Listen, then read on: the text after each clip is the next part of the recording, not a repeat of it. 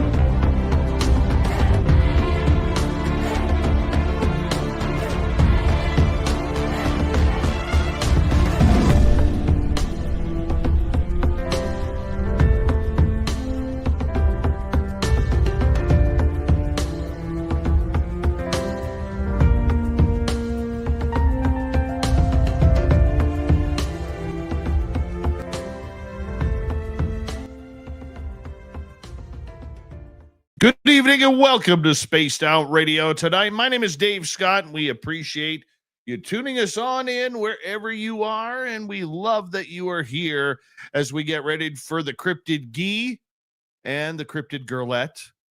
Yeah, Cryptid Gee. Look how handsome he is. Absolutely gorgeous. Just stunning. And we are glad to have him tonight back on the show for the encounters. Yes, it's going to be a good one as we get ready to say hello to each and every one of you, including Paramarv in the gold medal position, Tim Mothman and his goatee with a silver, Kitty Caddywhack with a bronze medal tonight. And who else do we have here? Well, let's take a look. We have Mel WD40 here, lubing us up for tonight's show, because Cryptid Gee says he's not coming on the show unless Mel is lubing him all over. So Mel is lathering Cryptid Guy up as we speak. Christian's enjoying every moment of it, trust me. The Roswell Alien, how are you? As we continue on with our roll call here. Race fan, nice to see you. Lisa Smith, T-Bone, my man, how are you? Good to have you here. Thunderhead and Kathy Evans, nice to see you both. Mama Catherine, mwah. I love you, my dear. I hope you have a great, great night tonight listening to this show. I know you will. Dragonfly has returned. Wow, been a while. Nice to have you here. As we continue on with our roll call, there's Carol Amario, Operation Shutdown, Chaz Mataz, nice to have you here. Doug Shelby is here. The Doug Shelby has arrived, which means we can officially start this show. Kurt M., how are you? Tokeland has arrived. Tokeland will be signing autographs after the show. Line up to the left of the studio, if you don't mind, to the left of the studio. Tim Mothman and his goatee sharing the chat room tonight. Pam Harris, how are you? Jay Trueseeker and Necessary Dialogue, nice to see you. Al Garay over on Twitch, so pumped up for Christine to be on the show tonight with Cryptid Guy that he bench pressed 850 pounds 73 times. 73 times 850. Yeah, his arms are jacked for Christine tonight. Yes, they are. I promise you. All right, and who else do we have here? Let's scroll on down. And let's say hello to Sweet Donna C. Sweet Donna C will be signing autographs after the show as well. Line up to the right of the studio, if you don't mind, to the right of the studio. Skip to Malou, good morning to you. As we continue on with our roll call, Desert Rat, Millennium, my man, how are you? East Coast Turnaround, welcome on X. Thank you for joining us. And Matthew Goodka, good to have you here. And who else is next here? Kurt W75. In the studio. Nice to have you all here. That's right there. Look at that. 850, 73 times. Yeah, arms are jacked. Pumped up. Christina, he's going to pose for you. I promise you. He's going to pose. John Jackson, how are you? Christina, I love you, dear. I do. You know what? It takes a real strong woman to be in love with this. It does.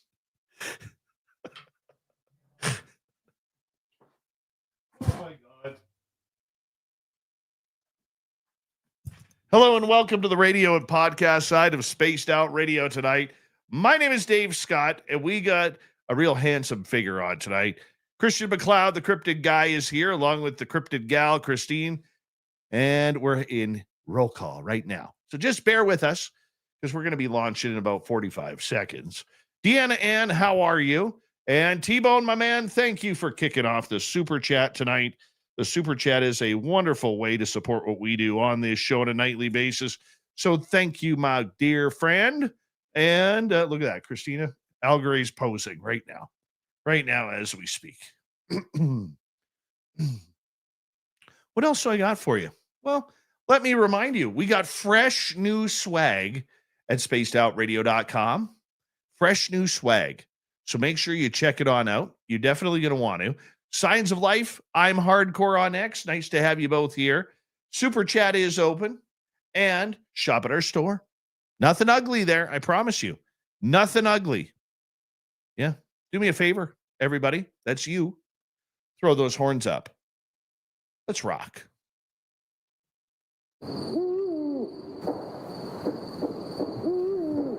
Are you ready to hear your mystic voice of the night? It's time to wake up. He's here. Shush. Be quiet. He's ready for you to listen. Let's point our ears towards the little cabin in the woods, where together, my friends, we own the night.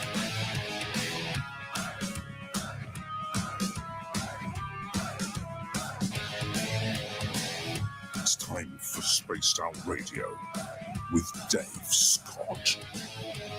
From the mountains of central British Columbia to you listening around the world, this, my friends, is Spaced Out Radio. I am your host, Dave Scott, sitting in the captain's chair of SOR headquarters. We welcome you to tonight's show on our terrestrial affiliates around North America, digitally on every major podcast network. Our website, spacedoutradio.com, we have a plethora of features for you.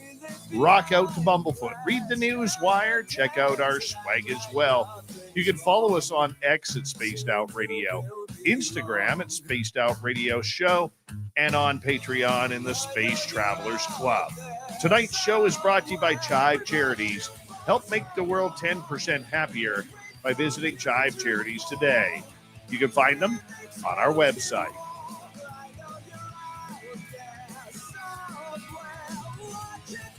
We have an amazing show coming up for you tonight. The Monsters of the Year with the American Cryptid himself. Yeah, what do we call him? We call him Christian MacLeod around here. Yeah, he doesn't get the American Cryptid around here. You know, we got to make sure that his ego stays straight. And his lovely, lovely, lovely, lovely partner in crime, Christina, will join us as well. Then in hour number 3, Swamp Dweller will be here. We usually have Robin Haynes, but due to a family emergency, she could not attend. So Christian and Christina are going the distance with us tonight, which means I can guarantee this. It will be an extremely fun and enjoyable show for all of you. So let's get right to it. Yeah, I'm actually ready. You know, sometimes when you're working on computer and radio, your fingers don't work very well when you're trying to hit the buttons. So that's why you get these delays and you get these overwords that you don't really need.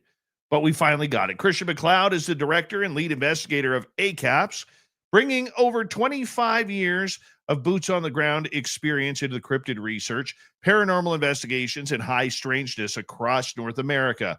He has a deep respect for Native American tribal culture, folklore, and legend, while blending ancient wisdom with modern investigative techniques. Christian's background also extends into some of the most mysterious and controversial arenas of this subject, like the occult, UFOs, forbidden archaeology, Freemasonry, and government cover-ups. He's a pretty smart guy, has a degree in psychology and with a minor in criminology from the University of South Florida, and a master's of arts in teaching from Western Carolina University. But the funnest part of his day, night, and each and every day, and week, month, year, is that he gets to investigate the high strangeness of what's really hiding out there with his lovely partner, Christina. We bring them both on now. Christian MacLeod, Christina, nice to have you both here. How are you? Hold on, let me unmute you here. See, the buttons just aren't working. There we go. There it is. Can you hear me? We got you now. How you doing? Okay, Christine, is she? Can you hear her? Can you hear me now? We no, can last time actually she hear wasn't you close today. enough to the mic. It's actually nice to have you both here. Thank you very much. And To be you know, here. hard to believe we're just like 3.5 weeks away plus from Christmas. Like, where did 2025 go? We Where were is just talking about that Yeah. today. I can't believe it's already December. Blown away. Gonna have to get used to writing 26 now. I just got used to writing 25. It seems I like. hate that. I really, really hate that. That bugs me. Is for at least the first 3-4 months, I'm always catching up. No, I'm with you. I think everyone's got like some kind of lag time where they got to get the date right again. Oh yeah. It's always one of those. It's just change. You know, you got to keep changing it up. And time flies. It just It goes does. so It's fast ridiculous. these days. You know what? I can't even. I mean, what? This is our sixth? This is our sixth show. Something like that. Yeah. So we've been. I mean, this is 6 months in a row. Yeah. For some reason, I didn't want to bring this up on air, but for some reason, I guess our check got lost. I don't know. I don't want to bring that up. I know. Checks in the mail. It's always in the mail. You know. That's all I'm going to say. That's all I can say. I believe you. I know. You know, it's there's that time differential between Canada and the U.S. It just takes a while. Well, our mail system was on That's the strike mail for like system, 3 months. exactly. You know, And so the snow and the polarity of the earth and everything. So it's just happens. taking a while. it happens. Sometimes you know the moose and the reindeer don't do their job. I was going to blame the moose. I was. Always the moose. Damn moose. I had, my uncle was convinced. My uncle was interesting guy, but he got, I'm from Maine originally, and he got in a car accident with a moose, and he was convinced that moose was trying to kill him. He said the day he died, he thought that moose was trying to kill him. It's not surprising. He did. Moose He was people- convinced that moose. He actually thought it was stalking him. He said it followed him home. It was around his house. He ended up buying like a 308 Weatherby elephant gun. Just for the moose? Yeah, they're huge. Yeah, the moose around here. My family they drinks are- though, so what do they call them? I forget what type of moose are here, but they get up to like 1,400, Yeah, they 1,500. call it big ass moose. I Yeah. believe that's the Latin term. They're big. Biggest assest moose. They're not as I big don't as the know. Alaskan and What's the Yukon. moose? I've moose. never seen a moose. Even when you lived up in New England? No, Wow. never seen Nope. a moose. I came Moose? face to face with a moose once up in the White Mountains in New Hampshire. Scared the bejesus out of me. Mm. I ended up falling down half a side of a mountain. It was Bull moose will get up to about 1,500 pounds. Yeah, they're huge. They're But like if 8 you foot at the If shoulder. you get into the Alaskan Yukon moose, Oh yeah. No. they will get like 2,000 pounds plus. Like they are massive. I just watched a video where like a full-blown bull moose took on a grizzly bear, and I thought this guy was going to be lunch. I think it stuck its horns on the side of the grizzly and lifted up. You can actually see the bear get picked up, and then he kind of threw it off. I think he killed the bear. It wouldn't surprise me. It's amazing the power of those things. They're all muscle, man. Yeah. The technical term is big ass moose. Thanks, hardcore. Feel free to use it. More moose kill more than bears. Yeah. That's really good. Yes. Yeah, moose actually kill, I think it's on average, I'm just looking it up here, 17 to 22 people a year, whereas bears is below that.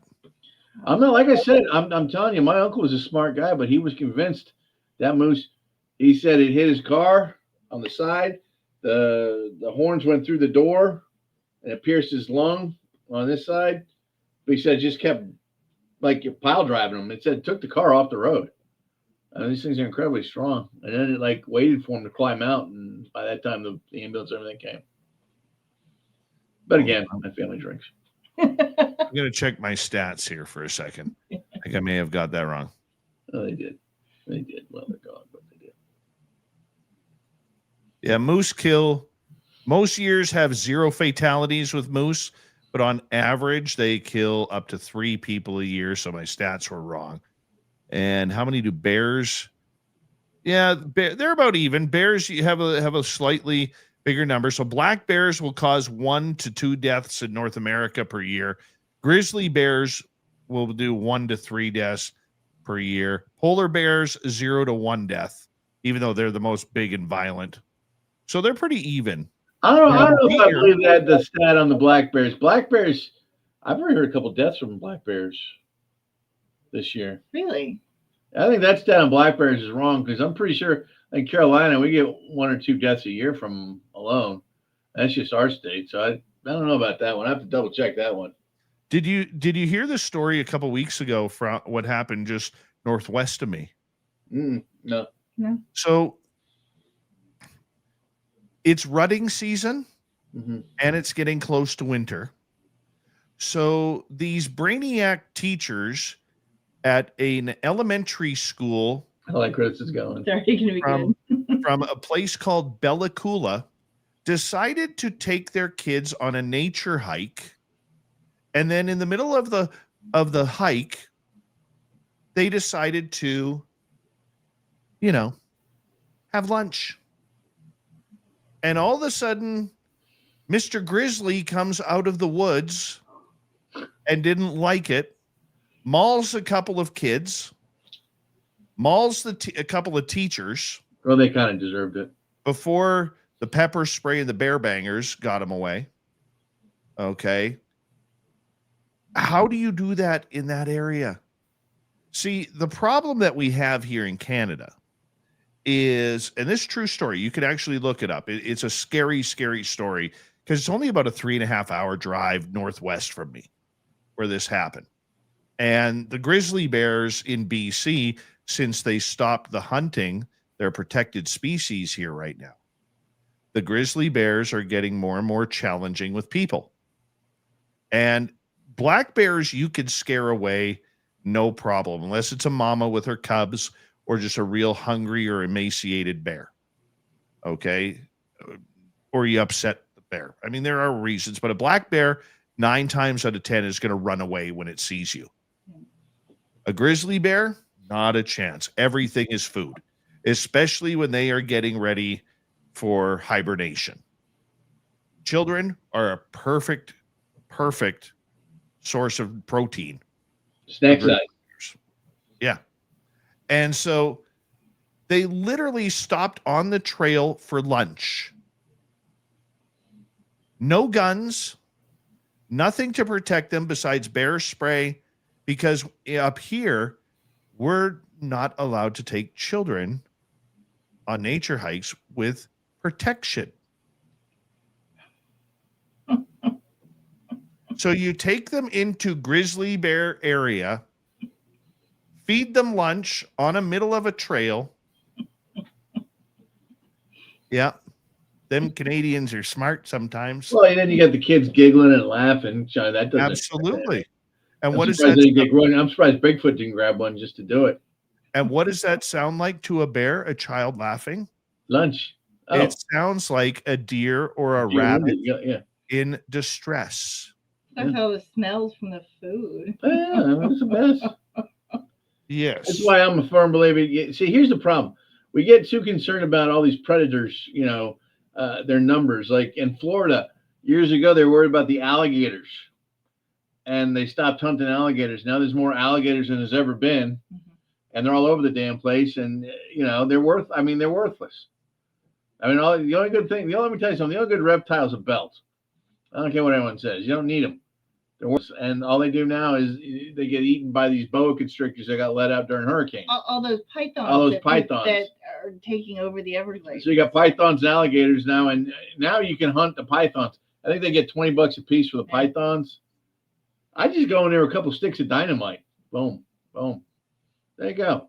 No problem. Well, the problem is the pythons are getting huge. People have released those like reticulated pythons and stuff over there, Burmese pythons, and they're getting just gigantic. They're bigger than anacondas. They're huge. Oh yeah, and the best way to fix that's with a stick of dynamite.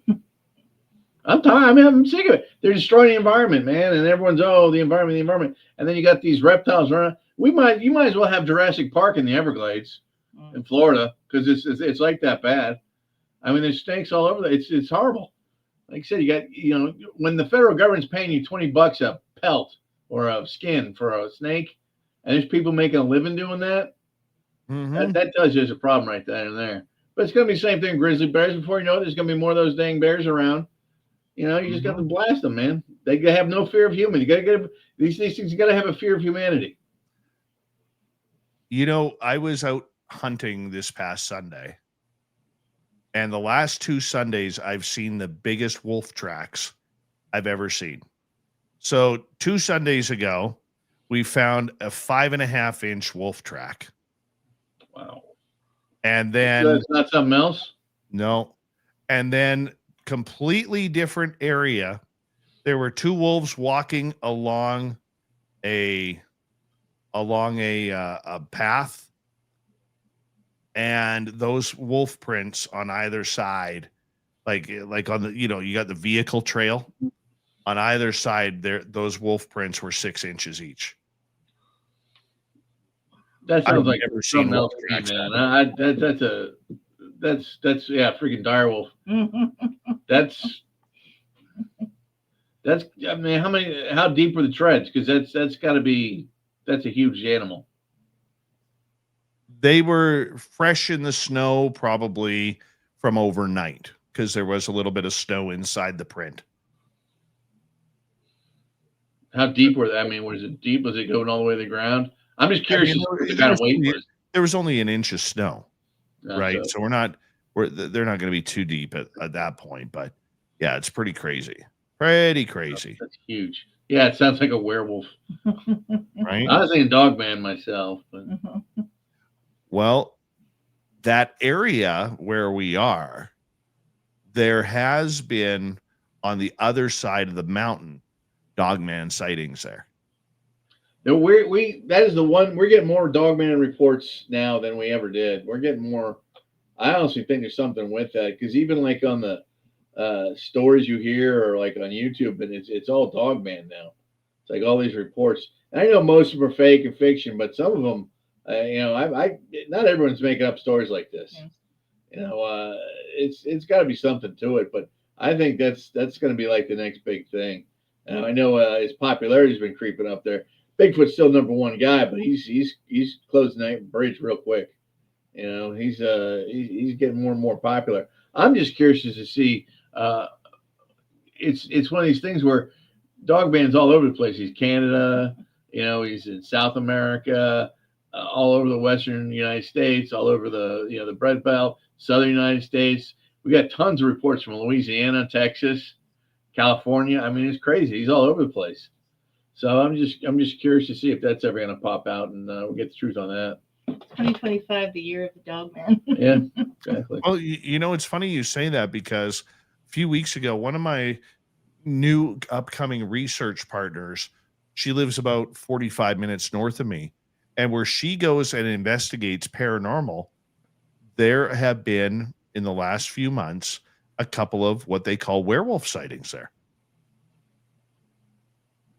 It's not away. Dave, I know it's going to sound stupid, but like I said, in Asheville, North Carolina, there's actually people calling me on my 800 number, telling me they've had werewolf encounters. They've seen them on the street. They've seen them like in the back of the woods. And we're talking less than 2 miles from in town. And it's just one of these things where it's just, I've never had reports like this. I've never had people calling and say, I saw a werewolf. I've had people tell me, we think we've seen Bigfoot, things like that. But for some reason, it's just been blowing up. And even if you get on YouTube and just Google Asheville and werewolves, all these stories pop up, and it's crazy. Because half of them I know, half of them I've heard the reports about, and it's just insane. But when I talk to my friends on the police force or the sheriff's department, I can't get an answer. They don't tell. I get one that says, "Oh, that's ridiculous," or "That's not what that was," or "We don't know," or "I never heard of that." But it's very interesting because you just never know what's going on, because it's like cyclical. It's just a couple of years ago we were getting a lot of Bigfoot reports. Now it's all Dogman. Yeah. How do you think that that's just a trend? I don't know, man. I think it's situational and it's also regional. Like if you're in a place that's just seen Bigfoot report, just say like Ape Canyon by Mount St. Helens. All right, that's historically been nothing but Bigfoot reports since the early 1800s. So if you're going to start getting Dogman reports there now, maybe that's a little weird. But you go places like Texas, and they have both of them. Louisiana, there's tons of both of them. They think the Honeyline Swamp Monsters. People that think that's a Dogman.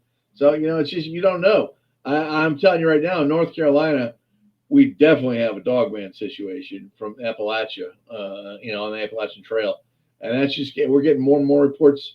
There's all kinds of weird stuff happening in these mountains, and the sad truth of it is, Dave, we're never going to get the truth of what happens. When someone says, "Oh, this person was missing or they were found," and natural causes and blah blah, 9 times out of 10 when I hear that, I don't believe it. There was a person just found not too far from us, in the backwoods, and 2 days after the body was found, it's not a big deal. It's natural causes.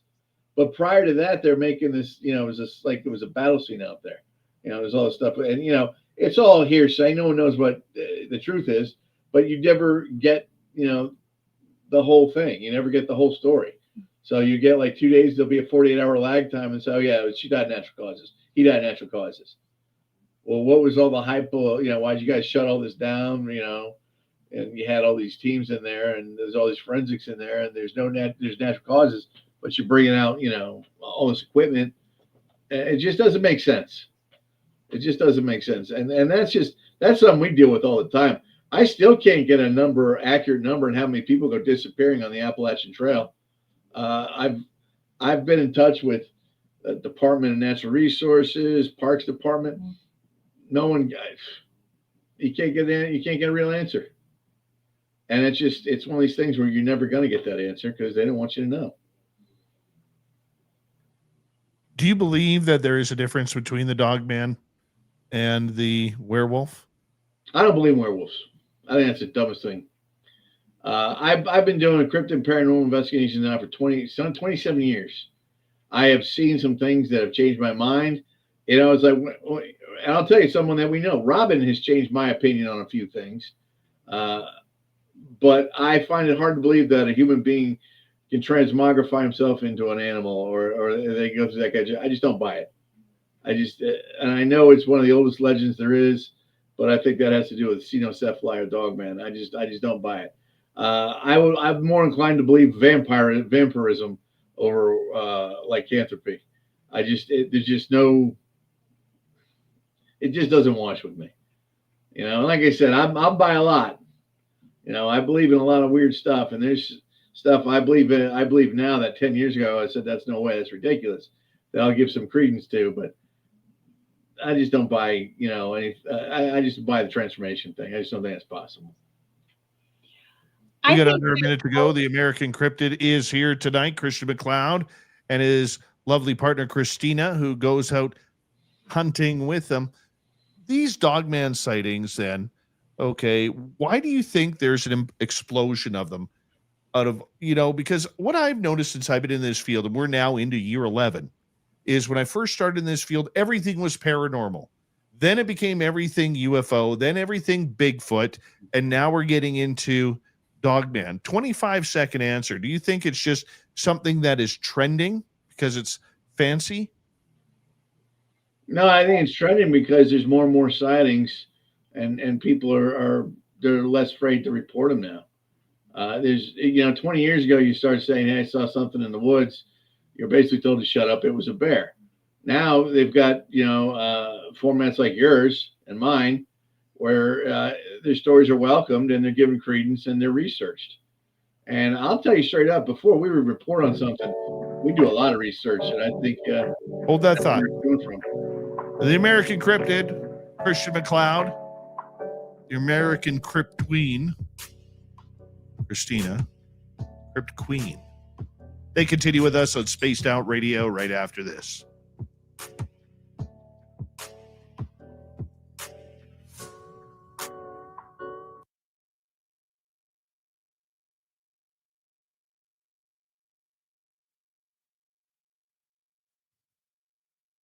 closet.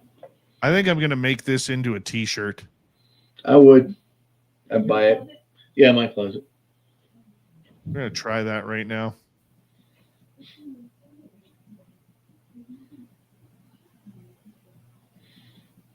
You just put WTF on top? Question mark. See what I can create during the break here. That's the beauty of AI, is it speeds it up a little bit.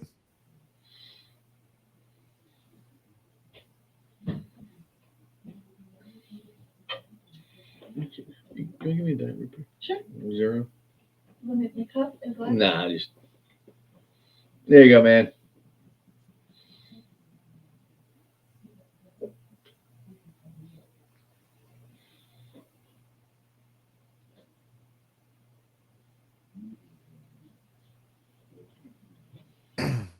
Thanks, man. Hold on. Now I got to find that beauty. I don't think it's in here. I think it's wrong file.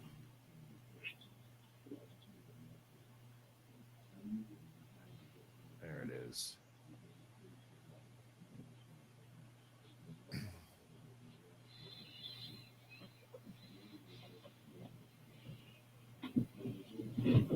See how it looks. Might be my new screensaver. Who knows?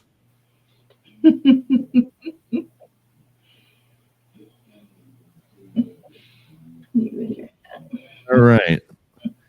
I apologize for my lack of energy tonight. I literally, at my daytime job, shoveled snow for about 4 hours. And when you're chunky like I am, 4 hours is a lot. It's a death sentence, man. Mm-hmm.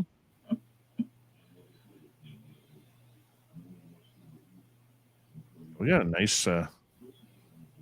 nice falling of snow overnight. We had about 20 hours of snowfall. Came about 4 or 5 inches. That's nice. Yeah, we got a break today, so let's see what the weather's like here. Let's go here. All right. Let's see here. Yeah, snow tomorrow afternoon, tomorrow evening, Thursday, Friday, snow, Saturday a break, Sunday snow. Oh, welcome to winter. Dirty Filth is probably playing backgammon with one of his cats tonight. I don't know where Dirty is. It's being dirty. Oh, God, here it comes.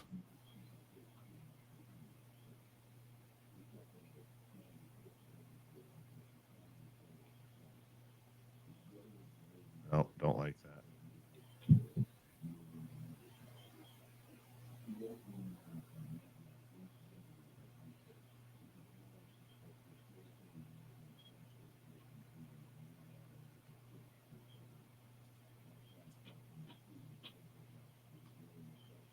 I have to redo it.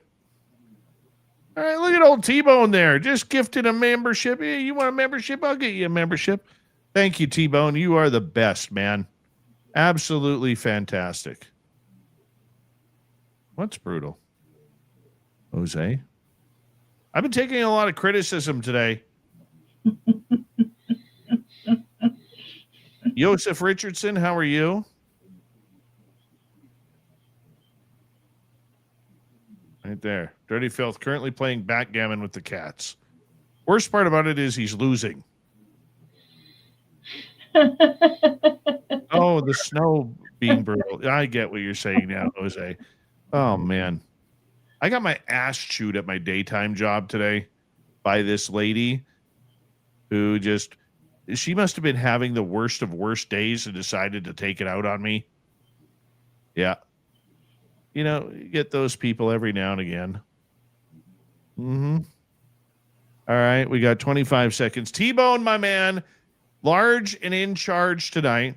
The lone super chat and a gifted Spaced Out Radio membership to our lovely audience. T-Bone, I'm going to clap for you. Actually, you know what? I'm not going to clap. More impressively, I'm going to give you a little tip of the cap there, T-Bone. The old tip of the cap right there. That's from me. No, but not everybody gets those. Not everybody gets those. We're coming back in 5 seconds, guys.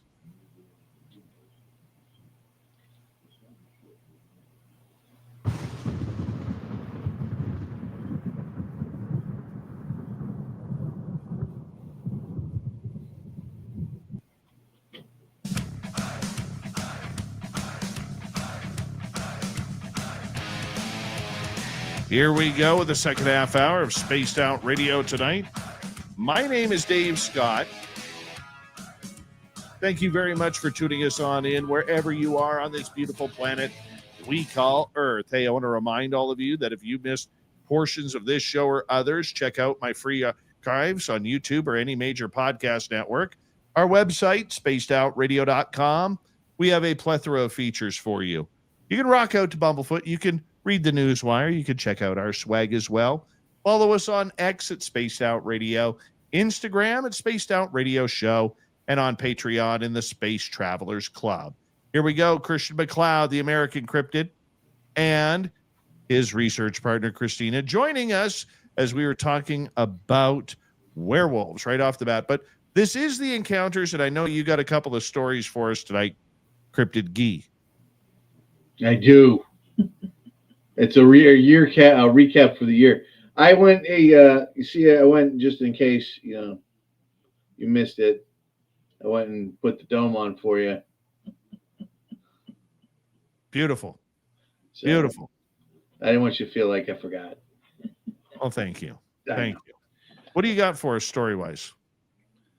Well, we can do, we can do a year recap if you want. I told you we had done some research on some vampires in New Orleans. So whatever you want to talk about first, it's up to you. It's your show. Well, considering that this is your segment, I'd like you to. Yeah, it's my segment. Yeah, that's right. Maybe contribute a little bit. Christina, just slap him if you don't mind. That's right. Just give him a little smack there for me. Put that monthly reminder. Well, the werewolf thing, I wanted to finish addressing that or the Cenocephaly thing. Sure. Or Dogman.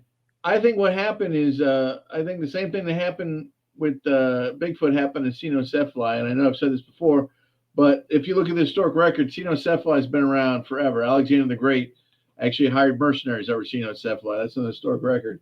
And I think what happened is at one point in time, their numbers were probably right up there with Bigfoot or Yeti or whatever you want to call them. And I think something happened like smallpox. Now, if you look at smallpox is one of the only few viruses that'll transmit to a great ape. So in 1776, I know I've said this before, so if you've heard it before, forgive me, but I'm just going to recap. In 1776, most people were focused on New England and that little insurrection that was going on called the Revolutionary War. What they don't realize is that there was a massive smallpox outbreak that was all over North America, especially Canada, South America, on the West Coast, California, everything. And it was killing millions of people. And just hypothetically, what if smallpox could be transmitted to Bigfoot and or Dogman, and it just wiped out their numbers to the point where they're almost extinct, and it took this much time for their numbers to grow back. And that's maybe why we're getting more and more reports. That's always a theory I've had. I think it's quite possible if you look at the historic record. That makes a lot of sense in regards to that. I mean, but recently, if we look at everything that has kind of happened here over the last little bit, Dogman sightings seem to be absolutely everywhere. It was just about 36 years ago, where it seemed to be only in the Wisconsin, Michigan area where these things were being seen quite frequently. Now they seem to be spread all over, Christian. Well, yeah, I mean, they are, but, and what was it, in the 1830, isn't that when the first Michigan Dogman was seen? Something like that. And, but if you think about it, as far back in the woods as they were when that happened, that could have been a prime example of what we're talking about, how these creatures or these cryptids will avoid humanity at any cost. And then by accident they were seen, and then maybe as they expanded, they started getting seen more and more. But yeah, you're right; they're seen all over the place. I mean, I've heard stories down in Nevada, not too far from the Las Vegas Strip. They're just brazen enough to come on the outskirts, and I think they're just looking for food. But I mean, that's how brazen they're getting. So I think it's going to be just a matter of time before we start getting more and more reports, and probably, you know, that'd be a hard thing to explain, is what's a Dogman. You know, Bigfoot would be one thing, but how do you explain that? You know, or someone trying, I the people trying to call them walking wolves. I'm out, but that's a stupid name. They're Dogmen. I've never heard that. That's Oh terrible. my God! There's this group walking wolves is as bad as Squatch. Yeah, I can't stand that. That's just it's terrible. All wolves walk.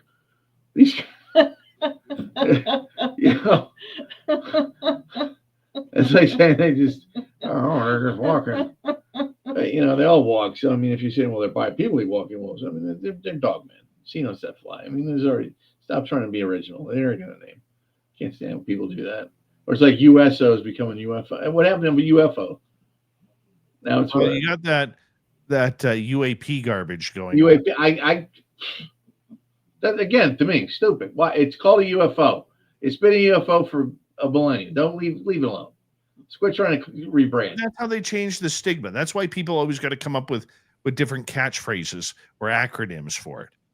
Is it, you know, in the UFO world, the reason why they got rid of UFO and went with UAP was because they wanted to get rid of the tinfoil hat conspiracy of little green men, anal probing, and men from Mars. But that's the best part. You know, I belong to MUFON, and I didn't get that. I never got that memo where we're taking out because I've got MUFON stuff that says UFO on it. So I don't think, you know, they didn't give me my just reserves. I never heard anything. I didn't get a vote on that. So till MUFON starts using that, I'm out. There are already people trying to, but the majority of them kind of sweep it all back. It's mostly the people who, this is the way I look at it. If you look at the UFO world prior to 2017, when this whole UAP flap started, okay, there were the people who, well, everybody used UFO. And then when the UAP stuff started, you had the people who were longtime researchers who wanted to sound more credible in their research. So they switched from UFO to UAP because they thought it gave them a leg up and they were now much smarter than the rest. Words they don't understand. And then you got the group that we call the 2017s, who had nothing to do with UFOs until the whole UAP stuff began with the New York Times article. And so they're all UAP. And the scientific community cannot use UFO because it will drop their credibility, which is why they have to go UAP. Now, in my research of it all, what I've learned from it, from talking to insiders and scientists who are actually on the inside, people who worked on the inside, that's why we have a t-shirt. UAP are man-made objects. UFOs are not. I mean, to me, that makes sense.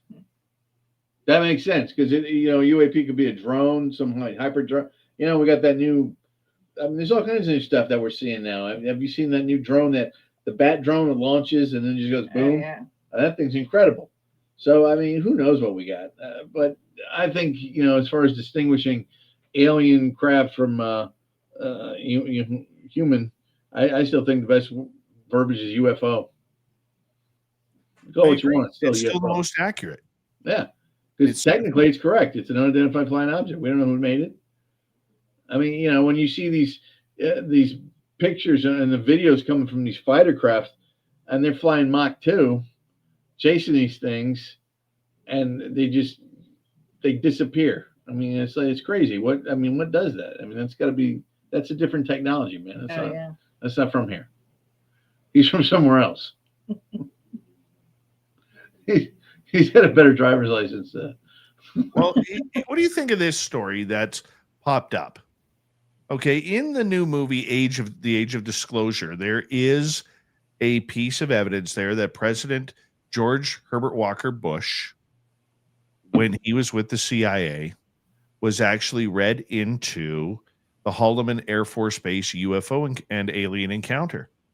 He kept it quiet.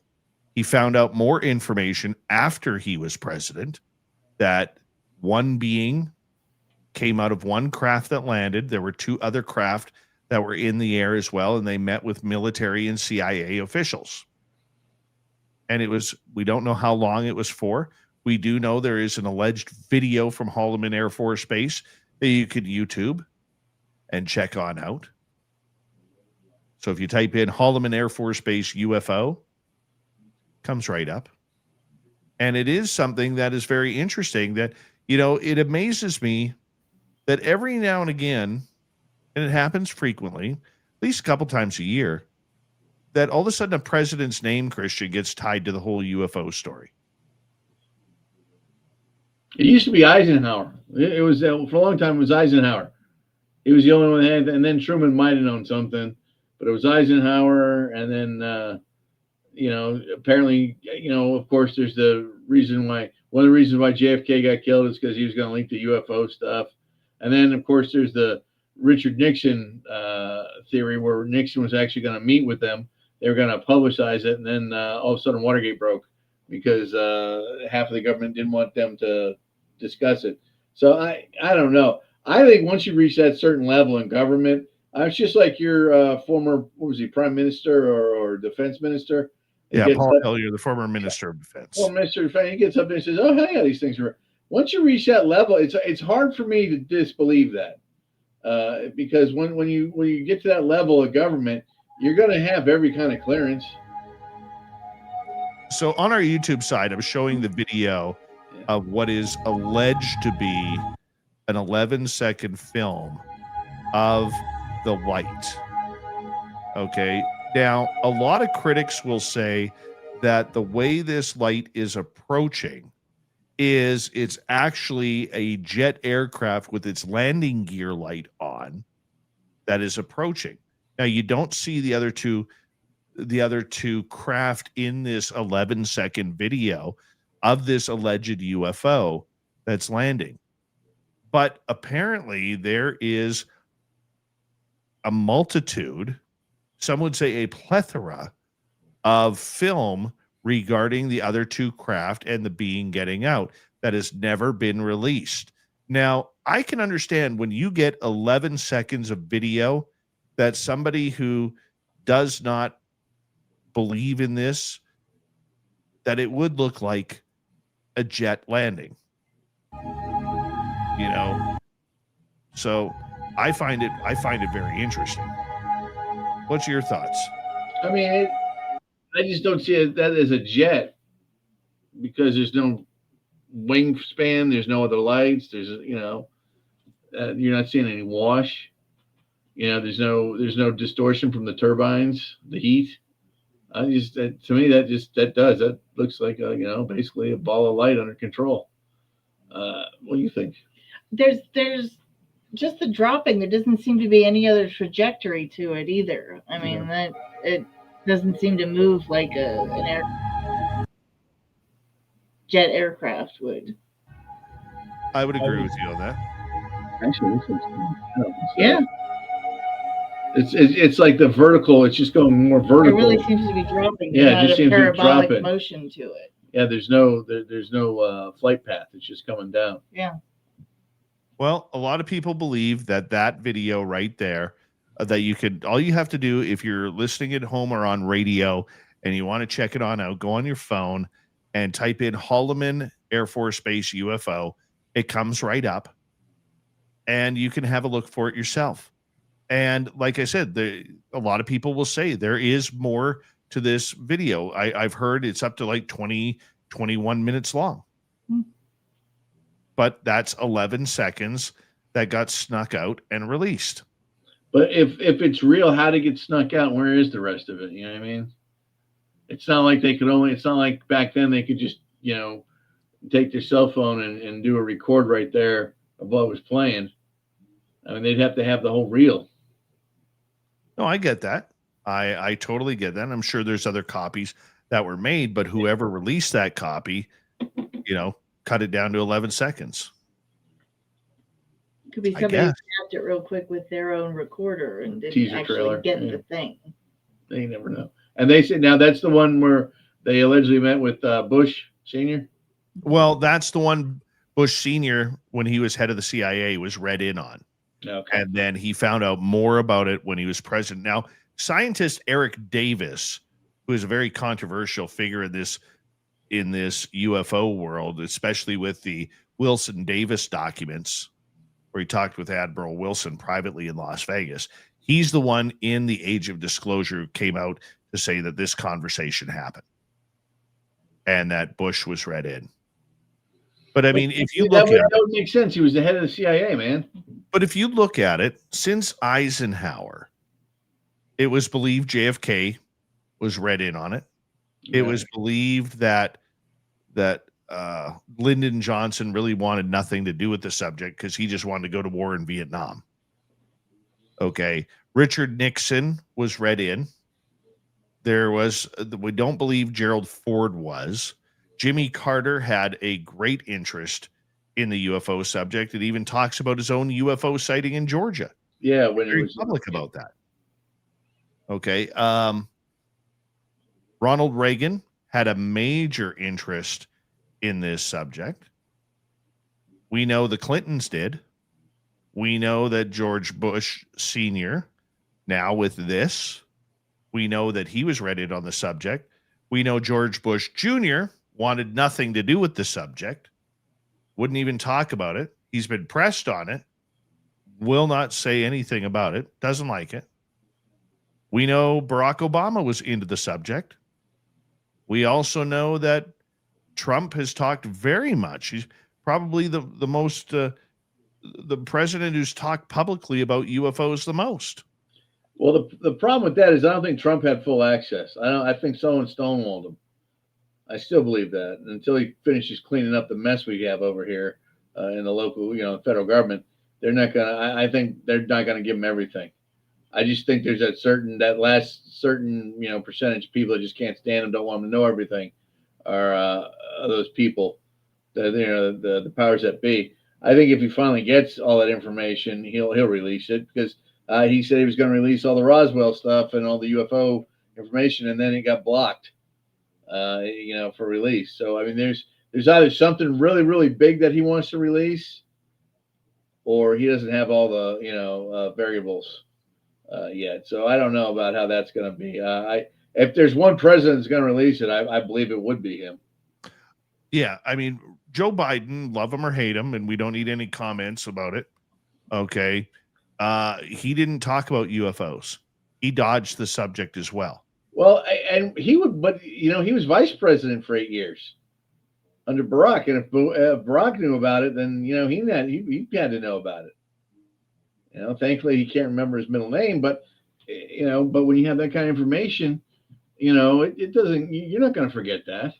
I mean, how you gonna? Oh, by the way, yeah, guys, aliens are real. Here's who we talk to. Here's a blah blah blah. That's something you're not gonna forget. So it just surprises me that there's not more discussion about the topic. Now there's this one lady in Congress who's adamant about it. I can't remember her name, but she was going off about it again today because there was more something else that disclosed, and she was going off on it today. I saw a quick clip on a video about that. But her stance is, why don't we just release all this information and let everyone think for themselves? And at this point in time, I have to agree with that. I understood years ago. I understood why they didn't want to release that information. I really did. I understood both points of that argument. Do you release the information that says, "Hey, we're not alone in the galaxy," and what does that do to religion? And then, as I got older and deeper in faith, a lot of religions cover aliens. I know, and as far as I'm concerned, my particular religion does, with something called the Nicene Creed, because, God created everything, every visible and invisible, seen and unseen. So as far as I'm concerned, that's galaxy wide, that's universal. God created the universe. So I don't think you really, if you get into it and you start explaining it that way, I don't think people can actually say, oh, well, God made man in his own image, and who are these guys? That doesn't apply, because he made everything seen and unseen too. So that was the biggest argument I think that the government had, was they were just worried about massive panic. And I don't think that would be the issue today. I think you're going to have some panic, but I don't think it'd be as bad as what everyone thinks it is. Yeah, it's funny though that the game that's being played right now, because recently, I'm not sure if you saw the video, while everybody was concentrating on 3i Atlas, just recently NASA ended up cutting a UFO video from the International Space Station live feed. Like literally you could see this triangle come through and then vanish. It is absolutely astonishing with this video. I'm trying to pull it up for you right now so that way we could see it kind of on the visual side of everything. But how many times do we have to have this happen, man? Oh, it's just no one. But until like you get NBC, ABC, Fox News, CNBC, everyone covering it at the same time, and if they don't cover it, they're going to look like schmucks. It's not going to it's going to get traction. I'm sure globally this was probably seen and discussed everywhere else in the world except here. I'd be willing to bet if Great Britain saw it, that's going to be on their news. I think what makes me laugh is I think you get most of your alien, UFO, and high strangeness news. If anyone wants to actually compare whether it's true or not, I think you get it from Russia. Russia they pretty much just disclose what they get. Here's what we got. That's a sad state of affairs when you're looking for Russia to give information. It is scary, but but that's where we are in disclosure. And I just think that on a world disclosure sense, take away the politics of it all, take away everything. I think there is a mandate among governments that's probably been discussed decades ago in the UN or other treaty movements, okay, that says we're not doing the UFO thing. We're not going to. I think that predates Blue Book. I think that predates Operation Blue or Project Blue Book. I think that's all up there. I think that was the original Majestic 12. I think if you look at the guys, everyone they got academics, they got mathematicians, they got physicists, but they also got a lot of people that were of religious backgrounds. And I think they all got together and said, okay, let's come up with mandates for this planet. So, and everyone's going to agree to it. And I think they all just did because it made more sense back then. When we return from the break here at the top of the hour in about 2 minutes, on the other side, we're going to actually play that NASA video. I'm curious your thoughts, because NASA has been caught so many times before from astronauts up on the International Space Station. I'll give an example. A Russian cosmonaut literally saw a boomerang of light. So you remember what a boomerang looks like. Boomerang of lights. He took photos of it. NASA never responded to it. He posts on social media, and it's like your own astronauts are there on the ISS with this. They don't want, it's power and control. Knowledge is power. And, NASA, listen, Dave, we can go on about NASA all day, but let's be honest. Who founded NASA? Let's look at the roots of NASA. Now, we can talk about that when we get back, but NASA is not what I would say, there wasn't a whole lot of transparency in NASA when it started, and who started it and who founded it, and, where the science and the math and everything came from. I don't think a lot of people even know to this day how that came around. So that's a whole different story. So when you start talking about NASA and, the word truth, it's almost kind of funny. You can't use that sentence or those two words in the same sense, because since day one of their inception, they were a false flag operation for former Nazis. That's all it was. It's still pretty much all it is. It's just grown. It really is troublesome because, like I've said on this show many a time before, most people don't realize NASA is a very two-faced organization. They have their public face where they're rah, let's go to space, look what we found. And then they have their defense department. Exactly. The Cryptid guy, the Cryptid girl, Christian and Christina, hear from American Cryptids, we got them for another 2 hours here on Spaced Out Radio. This is Spaced Out Radio with host Dave Scott.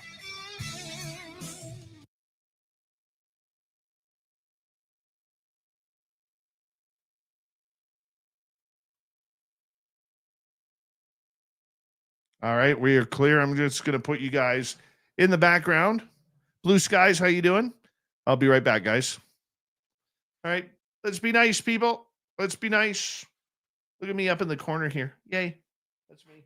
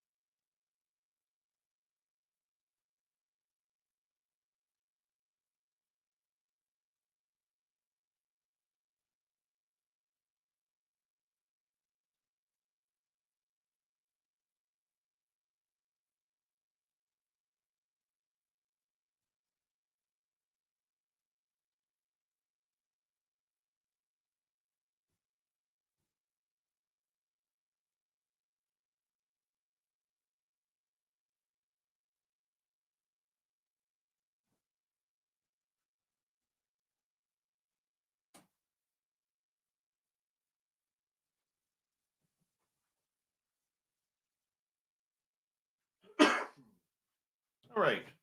I am back. Let's bring these guys back in. There we go.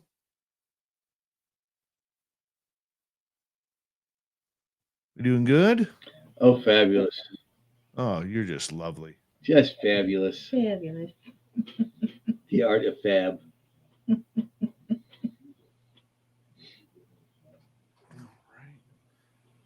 feel like that happened. Got about a minute 22. T-Bone, my man, thank you so much for your great super chat and your gifting of a membership.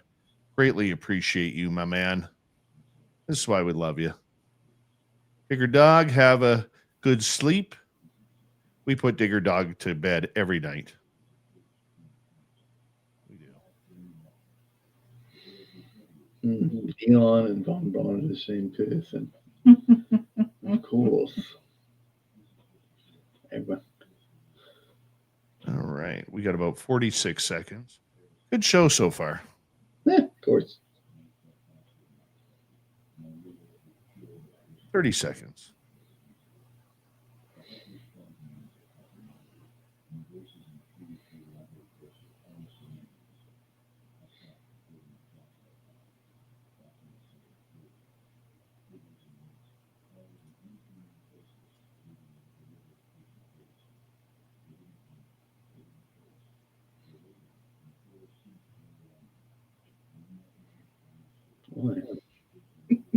All right.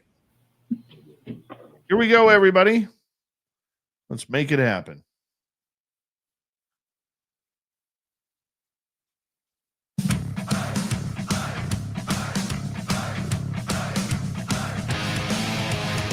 Here comes hour number 2 of Spaced Out Radio tonight. My name is Dave Scott. We have Christian MacLeod and Christina all night long here on The Encounters. We're having a good time with them. Before we bring them back, we want to say hello to everyone listening in on our terrestrial affiliates around North America, digitally on every major podcast network. Our website, spacedoutradio.com. We have a plethora of features for you. Rock out to Bumblefoot, read the news wire, check out our swag as well. Follow us on X at Spaced Out Radio, Instagram at Spaced Out Radio Show, and on Patreon in the Space Travelers Club. The Desert Clam has set the password for tonight in the SOR Space Travelers Club. Whiskerine. Whiskerine is your password.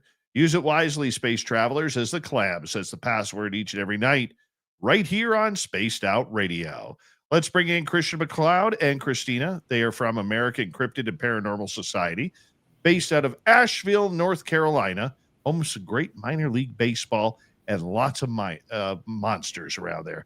Guys, welcome back. Thank you. Thank you. Did we ever talk about the baseball team? Because we love the tourists. No. Oh, got yeah. a lot of We games. talk minor league baseball all the time. Oh man, I love that. We have a great team down here. The tourists. We go as many games as possible. It's just it's a good organization there, man. They know what they're doing. They're putting in a new stadium too, so it's gonna be exciting. Oh, nice. So right before the break, we were talking about NASA cutting live feeds. Yes. On UFOs. And this was a recent one. And our radio audience will describe it to you as it's happening. But if you're watching on YouTube or any other social media, you can see the video. It's about a minute long. At the work volume, we're going to have the UV lights running for decon, and we don't want you entering that work volume while it's still in work. So during this video, Absolutely. it's staring. I will not do anything inside the work volume. There you go. Thanks for the heads up. And then all of a sudden, a black You're very triangle with welcome. And lights just to kind of smooth appears. things over when we do come back to you, you'll be on Space to Ground 3 for your ops today with Shankini. And then it will reappear in the frame. 3 with Shankini. Thanks. And this is where they end up cutting the feed. Now, where that thing disappeared, we don't know. What the black triangle is, we don't know. It looks more like a pyramid shape with lights on top, but in the shape of a triangle on the bottom. So I'm curious your thoughts on this, Christian. Let me lose this. That way I can. Oh, I don't know if it's one of ours, but that's some kind of vehicle. That's under control too. And you're right. Where'd it go? It just cloaked for a second. The guy forgot he was uncloaked. Put it back on. I mean, that's That's incredible footage. I've never seen that. Yeah, that happened recently. It has not been debunked. The triangle comes into focus, and then it's like it flies right into like behind a curtain. Yeah, and then it's comes like it out floats at a for a different, second and then it comes back out. Mhm. yeah, and then it comes out into a different trajectory. And you're So- right, it looks more pyramid shaped, like a pyramid kind of turned on its side that way. So we're going to watch it one more time. The voices that you're hearing are actually comms between the International Space Station and ground control before they cut the feed. At the work volume, we're going to have the UV lights running for decon, and we don't want you entering that work volume while it's still in work.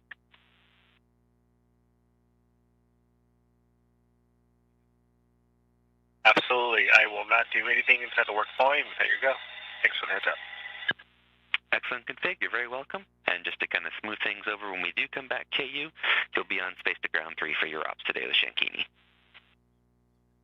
So what we're not seeing is, where does the craft go? It seems to be heading in one direction, Thanks. and then it all of a sudden will reappear near the middle of the frame, like it's coming out of some sort of cloaking. And then there is like the triangle at the bottom, and then it looks like there is lights at the top, like it is some sort of pyramid.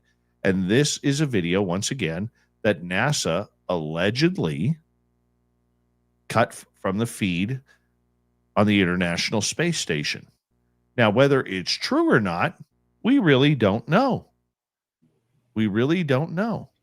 I'm telling you, man, that it looks like either one or two things happened. That particular ship cloaked, or it went behind something else that was already cloaked, Yeah.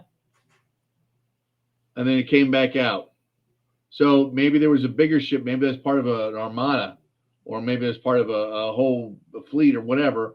And they're all cloaked, and then that thing just was uncloaked and came around, and then they realized they couldn't be seen. I mean, I don't know, but you can't tell that's got to be, that's under some kind of control. I mean, it changed direction. It looks like something out of Star Wars. I mean, honestly, it looks like a triangle-shaped ship that, and the lights coming back, up the back could be the thrusters. I don't know, but that's what it looks like to me. Yeah. I mean, it looks like it's under some kind of intelligent Propulsion. control. It's like a triangle Millennium Falcon kind of looking thing. That's what it looked like to me. It's instead of the whole crab, the whole U-shape. Mm-hmm. That's crazy. And you're right. Where's that? Why is that getting covered? I haven't seen that on TV at all. I haven't Well, seen you're that. not going to. No. Here's the problem with that video. Okay. Now, playing devil's advocate here for a minute. The problem with that video that I see is the fact that with AI and CGI being as advanced as it is today, I can see where people are going to say this looks completely fake. Okay. That it is just another makeup of something that somebody wanted to get a little bit of attention with. And with the way AI is formulating videos and videography today, it would be very easy to manipulate it and say it is from the International Space Station. If it's real, AI would be a little more perfect than that. Because to me, it's distorted just enough to look like it's real. And there's part of it where you can see like the bottom part, but the top part of it, which is why it looks like it goes behind something else that's cloaked. But if it was AI, I would think it would be more perfect than that. It wouldn't, you wouldn't see part of it here and not, at the other. Like part of it's distorted. Yeah. We know NASA has plenty of examples of things they have been hiding over the years. We know this. Now, some of my favorites are the X-15 test pilots. Oh, yeah.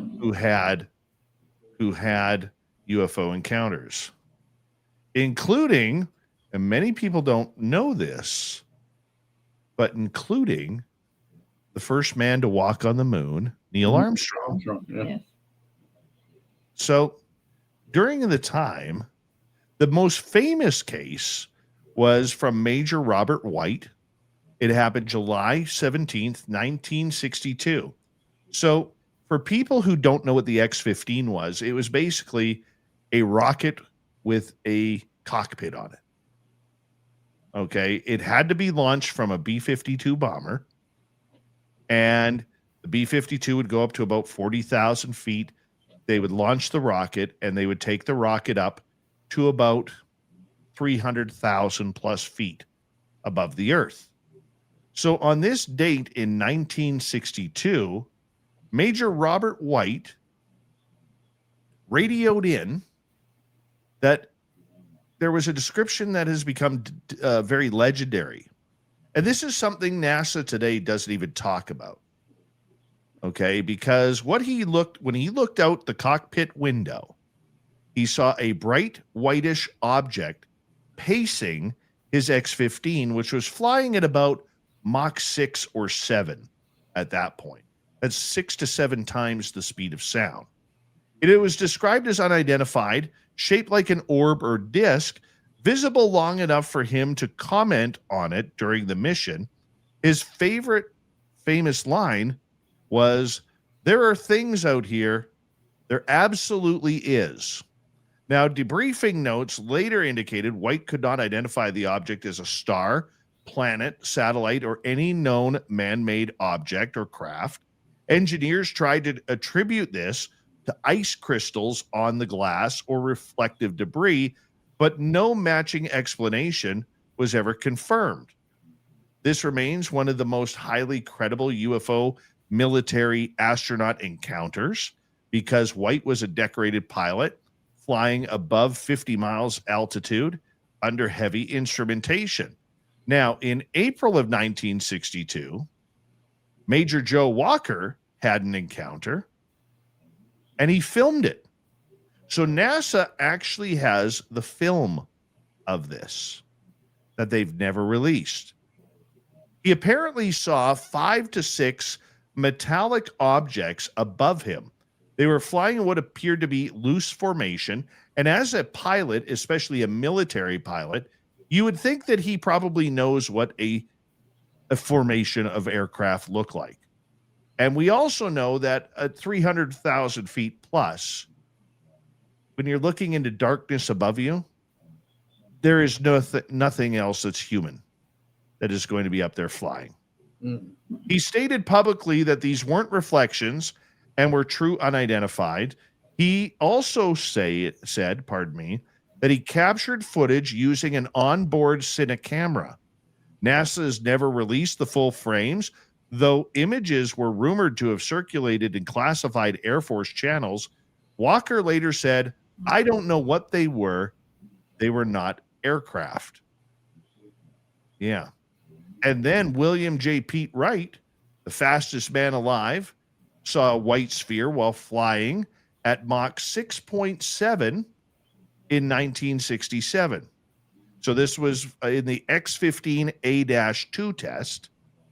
And he apparently reported passing a white spherical object moving at extremely high speed, holding altitude above the X-15's trajectory. Knight attempted to visually track the object, but lost it quickly as his focus shifted back to controlling the aircraft at near orbital velocity. Internal Air Force commentary suggested it might have been space debris, classified military hardware, or a satellite glint, but none matched the angle, behavior, or speed Knight described. Your thoughts so far? I mean, it's typical. It's NASA. You know, they're not going to tell us what's going on. I mean, they keep more secrets than the NSA. You know, I think NASA has more secrets than any other federal agency, and they just don't tell us anything. I don't think we still exactly know what happened to the space shuttle back in '86. Excuse me, I don't think we still have the full story on that. Kunbo seems to know. Did you talk to him about that? I did. I'm not allowed to say that conversation. I know. Well, he would know. But my point is, the world doesn't know. You know what I'm saying? Right. Well, here, I saved the best story for last on this. Before he walked on the moon, Neil Armstrong flew 7 missions in the X-15. The rocket plane that pushed the edge of space, most of his flights were routine test operations, at least on paper. But one story repeated in aerospace circles and whispered in later UFO research claims Armstrong had a strange encounter during a flight in the 60s. According to the account, Armstrong climbed above 200,000 feet when he noticed what he initially thought was a brilliant reflective object pacing the aircraft off his left side. At first, he assumed it was a piece of ice or debris from the X-15, but the object maintained a constant distance, holding formation even as the rocket plane transitioned through phases of engine burnout, coast, and re-entry altitude control. Armstrong later described privately as this craft was behaving intelligently and it wasn't drifting. The story goes on that after the landing, Armstrong was supposedly mentioned the object during debriefing in a polite, cautious way, not as a UFO, but as an anomalous reflector. Engineers reviewed onboard film from that flight, but could not match the object's movements to anything known. No satellites on that orbital path, no other aircraft, no debris consistent with the sighting. The footage was allegedly archived without public release, becoming one of the most unexplained anomalies folder, in the unexplained anomalies folder NASA and the Air Force quietly maintained during the X-15 era.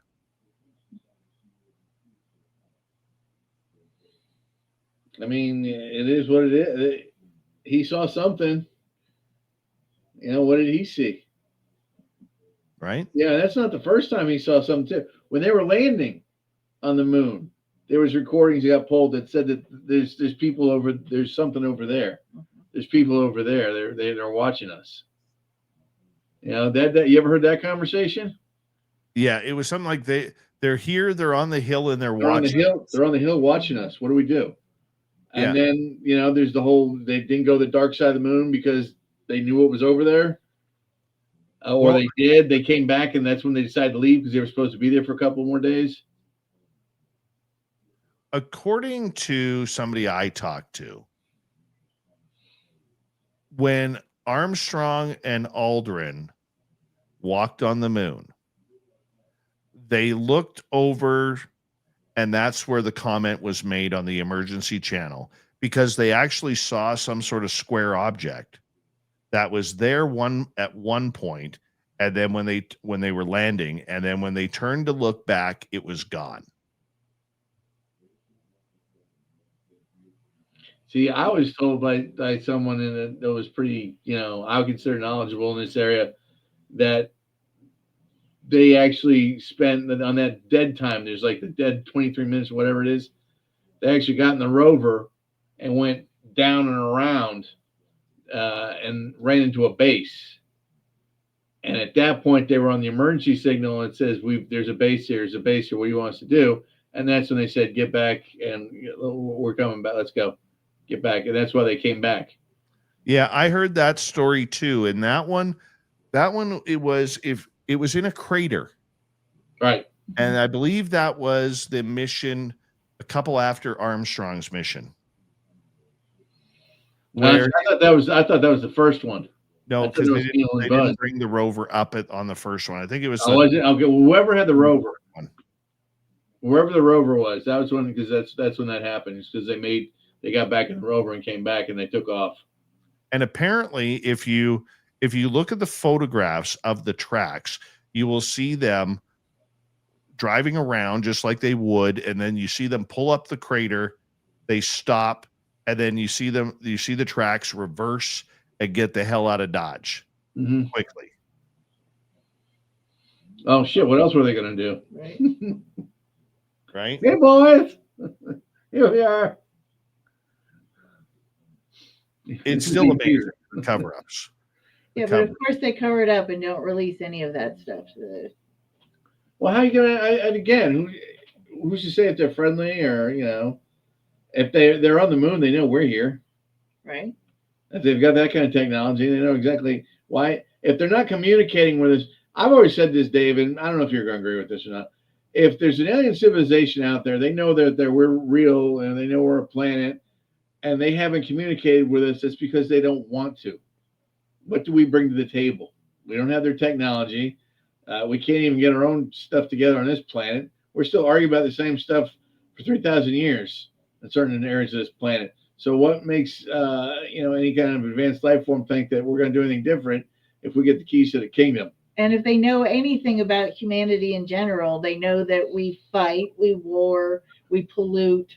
We don't do the planet any just breed. favors. Yeah, and we just make more of us. So we're not doing anyone any. We can't take care of this planet. So why would they want us out there exploring other planets? We're blight. We're like human beings are cockroaches in the universe. We can't be trusted. You're never going to do the right thing. I mean, it's the greed aspect. And now I'm not saying all humans are like that, but if you look at our history traditionally, the ones that are end up winning and taking over and ruling. So, I mean, I don't know, man. I would find it hard to believe that there's nothing on the moon. I really would. It would be very naive to think that there's nothing there, or there's nothing on, or there's no other life out there, or there's nothing else in this part of the solar system or the galaxy. Be ridiculous. I don't buy it. 3 minutes to go here. What do you think is NASA's biggest cover up with UFOs? Ooh. Biggest one. Well, Roswell happened before NASA's inception. Right. But before. But I think one of the biggest things,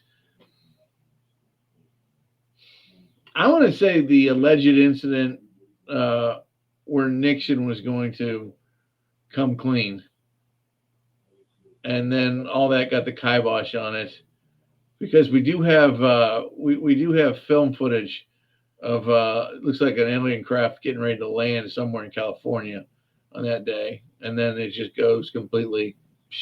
You don't see it anymore.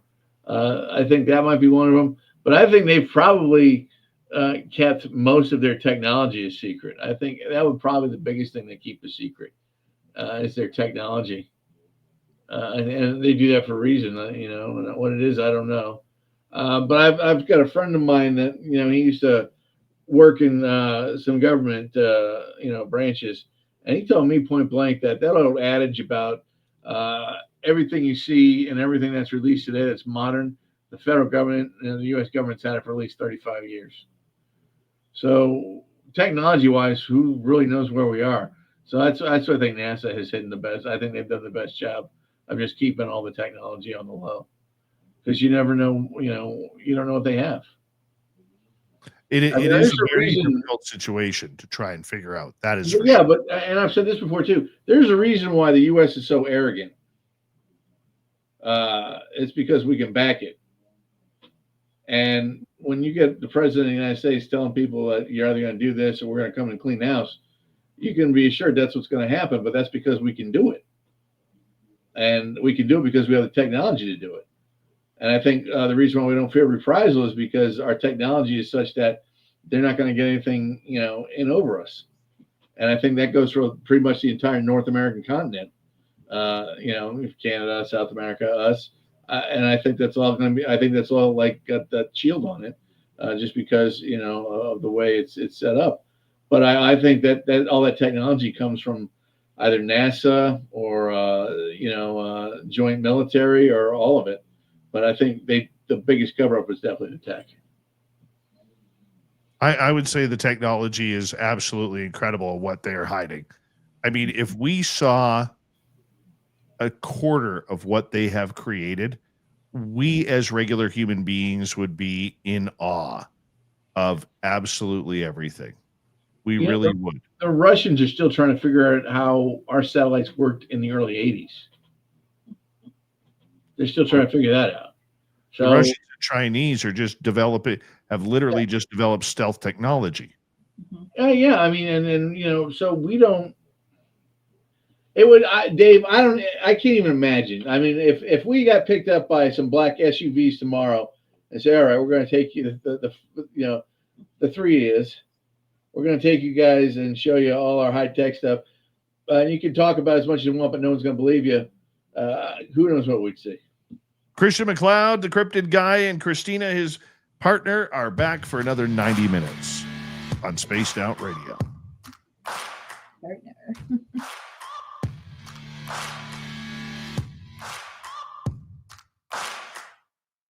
You're listening to Spaced Out Radio with your host, Dave Scott.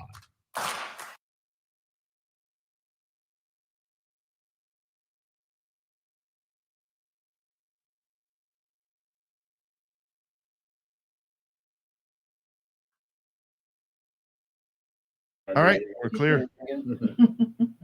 Uh-huh. We're clear. Oh, good. Okay. So when did you talk to Kumbo? I don't know. I haven't had a chance to talk to him. He's been a busy guy. He just did that. I'm actually, between you, me, and the fence, I talked to Rob about this. I'm a little pissed off at him right now. Remember when I introduced him to the Flash of Beauty people? Yes. You were there when I did that, right? Yeah. Right. Well, they ended up doing a TV show with him. And now I didn't even get a thank you or mention. Well, he's on there saying stuff that you said. Well, yeah, that's the other thing. You know, but. He was up there using your ideas. And then someone used some of my website.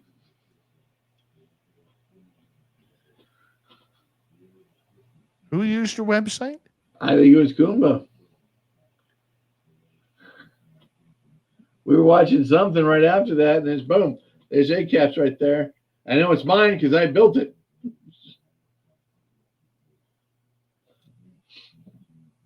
Damn Kunbo. I don't know if it was him, man. It could have been Flash of Beauty. But those people were supposed to interview me. They never did. So they got Robin. I don't know. Did they get you? They never interviewed me. Well, they were supposed to. They were supposed to interview you, me, and then they wanted Kumbo after I talked to him. So they talked to us at that restaurant for a little while, and then they were supposed to talk to you later, and they never did. No, they never reached out to me. Well, we got put together. I think they just wanted our intel. It just never ceases to amaze me. I mean, not even a thank you. Not hey. Not even a kiss on the cheek. No, just a kick in the nuts is what I got. Right. You know, it's just like, come on, man. I'm not asking for the world here, but hey, how about thanks for setting this up? Right. I mean, so. By the way, that's been happening quite. There's a few people who've gotten some pretty good press because of me as of lately, and it kind of surprises me. There we go. There it is. And my eyes are blue.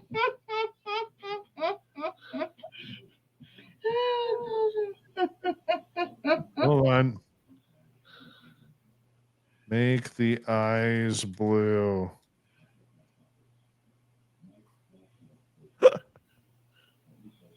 Oh, we'll see if we got enough time here. See if it'll load up. That's hilarious. That is awesome. That's going to be a t-shirt. That is awesome. I want one. Uh-huh.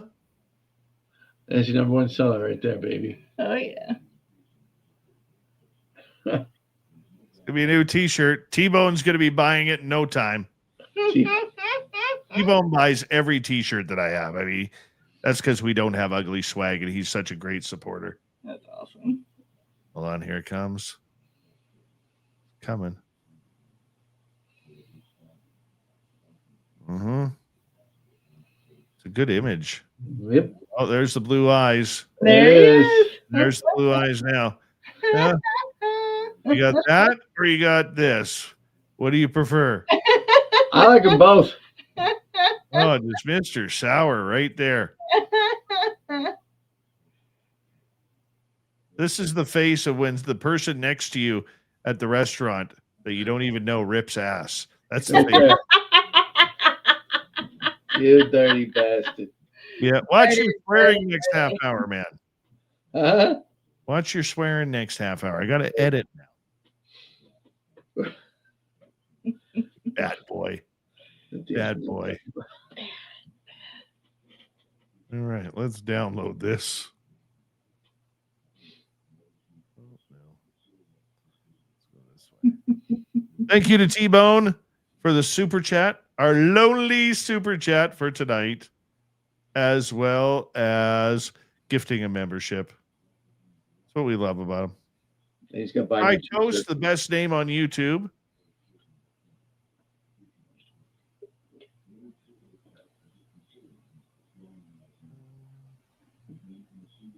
Tell Al Garay to keep working out. All right. Hold on one second here.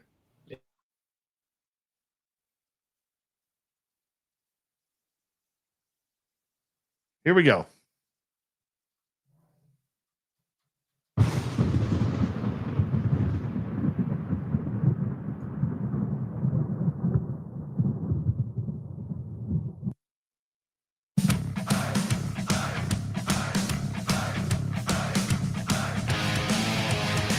Here we go with the second half of Spaced Out Radio. My name is Dave Scott. We appreciate you tuning us on in wherever you are on this beautiful planet we call Earth. Hey, we want to remind all of you that if you've missed portions of this show or others, our archives are always free on YouTube or any major podcast network.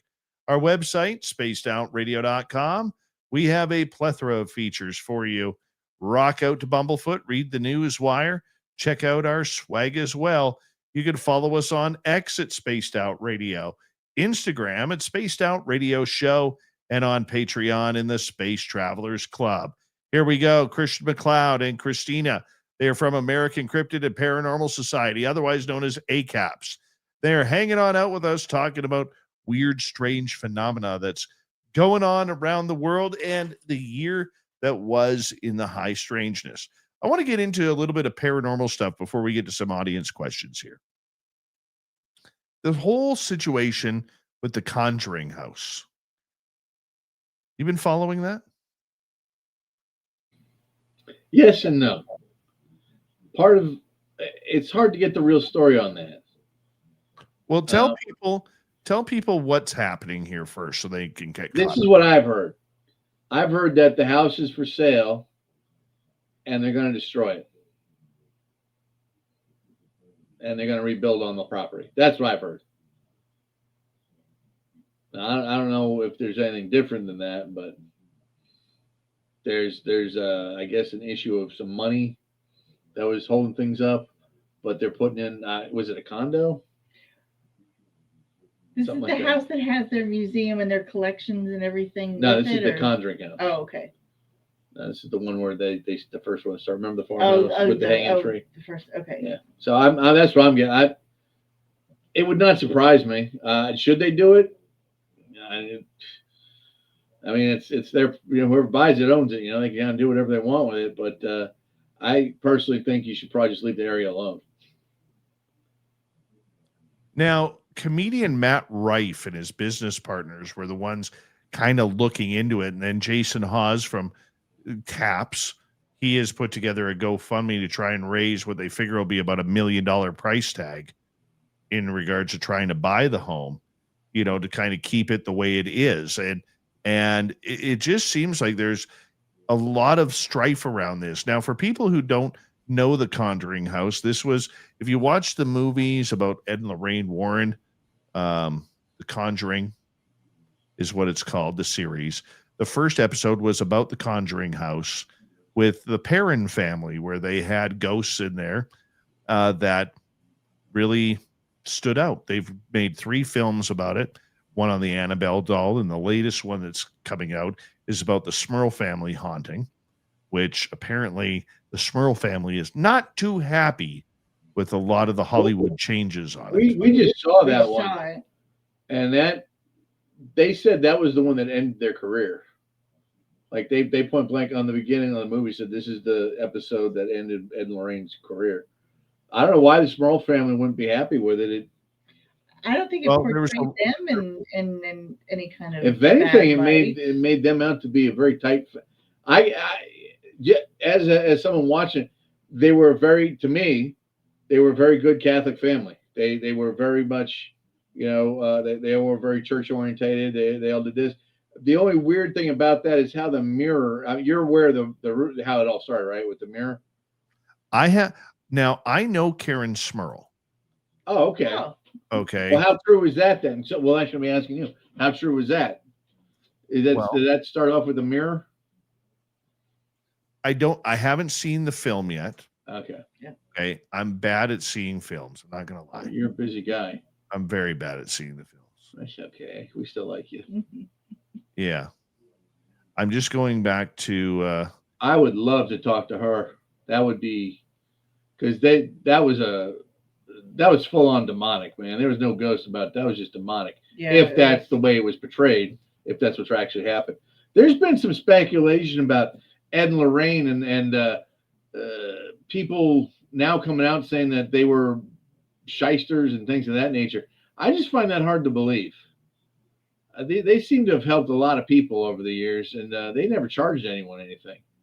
They just wanted book rights, and I don't think. And then they'd give people money after the book rights. I mean, from what I've seen, there's no one's got any reason to complain. I don't know if the Smurls. I don't know what the difference between what happened and the reality of that movie was, but I actually thought the movie was really good. Yeah, I thought it was good. But I'm a fan. I like the people that play Ed and Lorraine. I think they're a great couple. I think they're good. I do too. I think the theory is when Hollywood gets its grasps on certain subjects, they forget that they're changing the stories of what happened in people's lives. And I think that's what happened here, is that they were none too pleased with the direction that this took. Well, I will say this. The house they lived in the film looked like a hovel. Like there was water stay. I mean, it didn't look very kept well. It kept well, and it had like I got the they were kind of pulling the Charlie buckets where everyone was living with grandma and grandpa. Right. They were living there, and then they buy this mirror at a second or a swap meet, and that was a birthday present. Broken mirror. And it was broken for confirmation. or for confirmation, but it was broken, and the person that broke it was Lorraine 20 years or 30 years prior. Yeah, 22 years earlier. And it was because there was an entity being trapped in it. So that was the basis of the movie. And then they came back and they tried getting rid of it, and same old.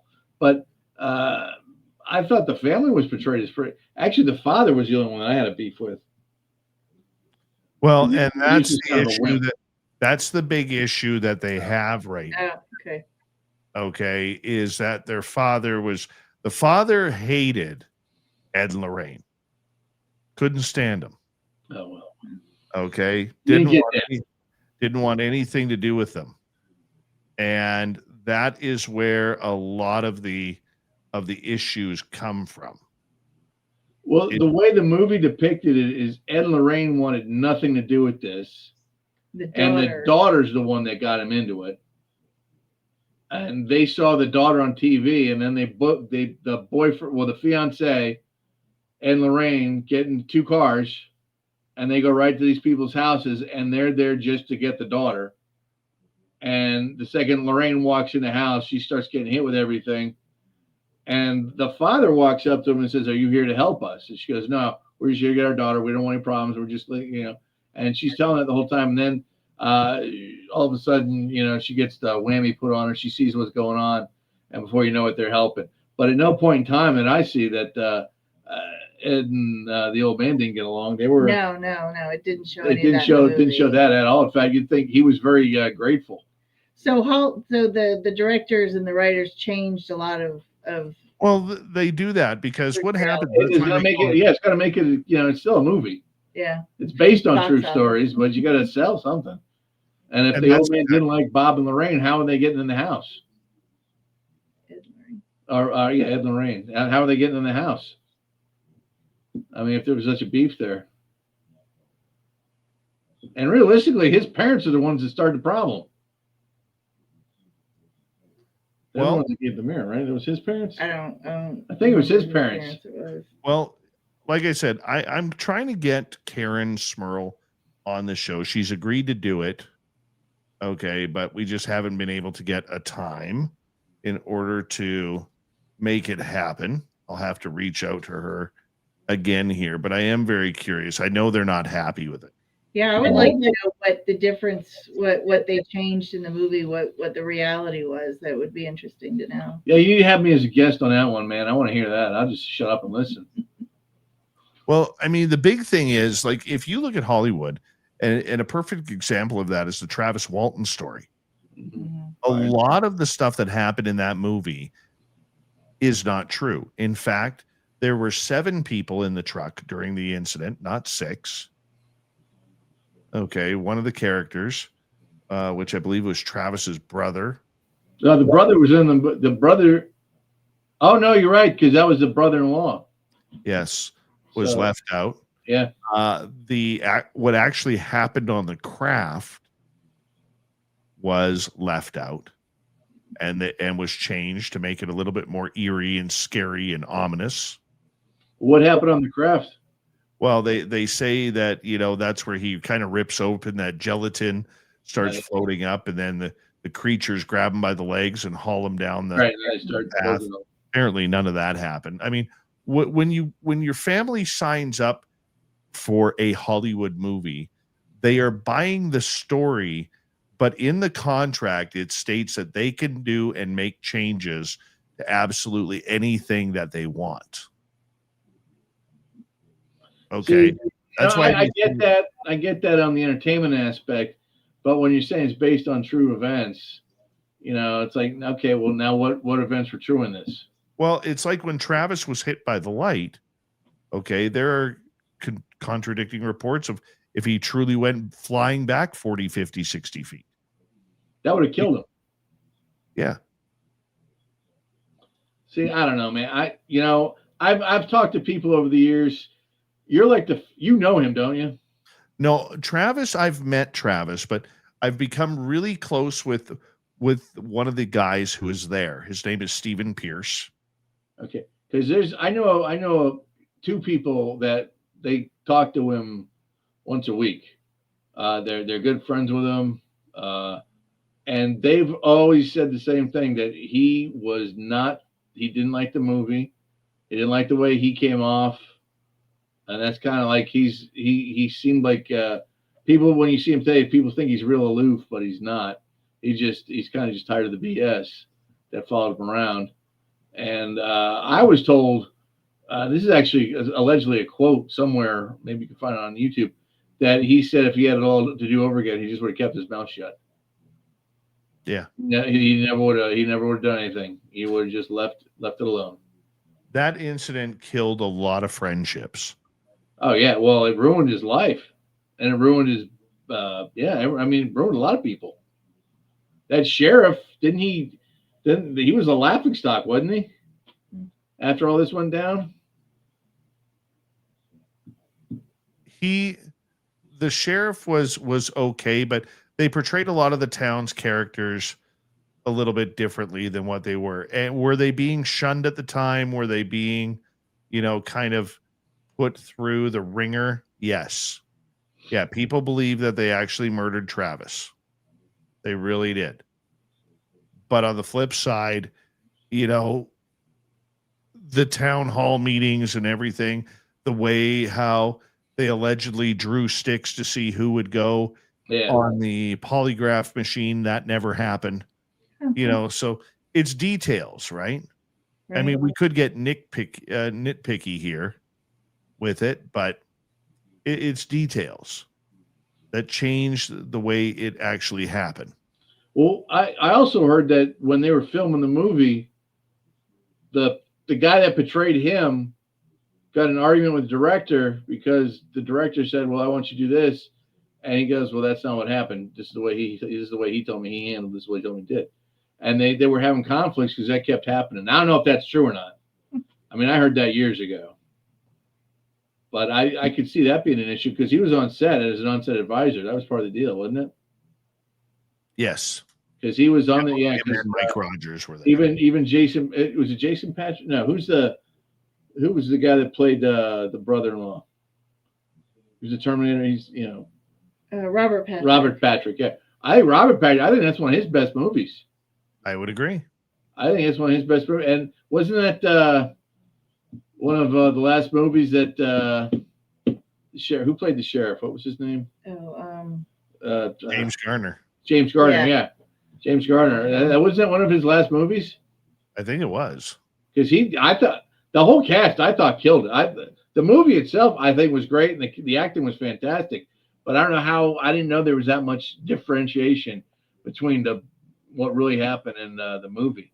Because I remember they were billing it as either true events. This is what really happened to him. Blah blah blah. I remember him on Coast to Coast. He was saying a few things that there was a few issues, but I've never heard it was that bad of a that different. That's kind of cool, but it would make sense though. It would totally make sense. Well, that movie's been out 25, 30 years now. Longer. Fire in the Sky. Yeah. Came out in 94. Which means I'm old. You're very old, yes. Carry the one, old. 94. Oh my God. So what do you think of this? We got about 8 minutes. We're going to move on here. Apparently, paranormal tourism is going to be taking a big jump coming up in 2026. Go on.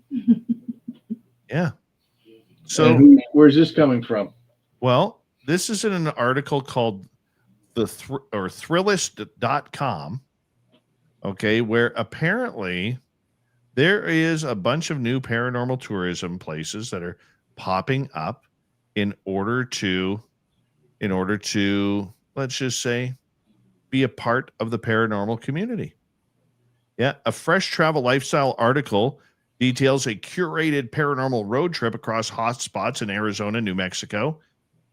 And actually, it's more of an article about a family. I apologize. I read it wrong. And sometimes that happens. But apparently, these people have gone on a major paranormal road trip and is encouraging others to start taking a lot of the paranormal hotspots. Instead of going to Disneyland or Knott's Berry Farm or Six Flags or any place like that, or if go to adult vacation places, whether it's Vegas or Mexico, hop in the car and go on a big paranormal road trip. Because apparently, if you map it out correctly, you can hit a bunch of hotspots within a couple of weeks. I mean, Dave, let's be honest. You and I can put a map together right now, and every place I've ever investigated, I can call a hotspot. I don't know. I don't see the family vacation doing that. I think maybe you get a subset of people, maybe 5%. But as far as I can tell you right now, it's someone that does paranormal tourism, in the haunted Asheville tours. This is our downtime. So hopefully, I'd love to see it pick up. But this is just December's tend to be, slow. You never know when it's going to take back off. Sometimes it's early in the year, sometimes it's later. But I'd love to see paranormal tourism go up. That'd be great for us. I think the idea of doing it is increasing in popularity, though, because I'm seeing things on Facebook pop up a lot, just like a little map of this area of the country or that area of the country, saying here are a bunch of, little haunted tour you can take of these places. And here's places in North Carolina. Here's a bunch of places in Georgia. You could make a day trip of it and see these haunted places. See, I don't think that's the way to do it. I think you should, if you're going to do it right. Get a tour guide. Go on the haunted tours of cities. Look at TripAdvisor, see who's reputable, and go on those, because those people, they've done all the research. They've done all the footwork, and they're telling you, what they found out, and that's some of it might be a little exaggerated, but it's historic, and that's usually what happens. But I'm a firm believer that the haunted tours are the way to go. Oh, it's much better to hear it that because way. You need a guide. You can't. You don't know what's going on, and like I said, the research has been done. These people are professionals, and they really are professionals. They're historians.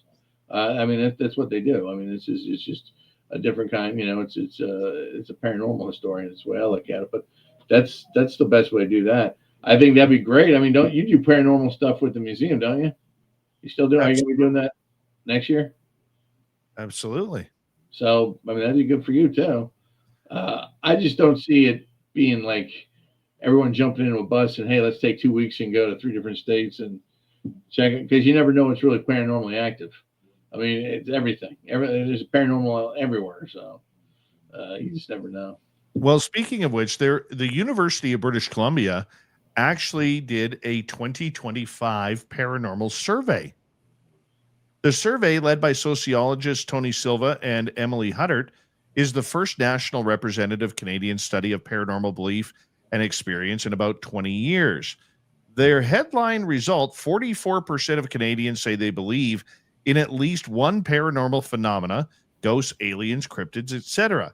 When the phenomena is broken down, 1 in 3 Canadians agree that places can be haunted. 1 in 5 believe that aliens have visited Earth.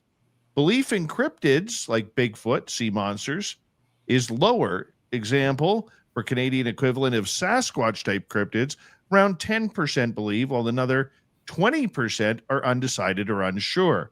Regarding personal paranormal experiences, roughly 1 in 4 Canadians say they've had a ghost or spirit encounter.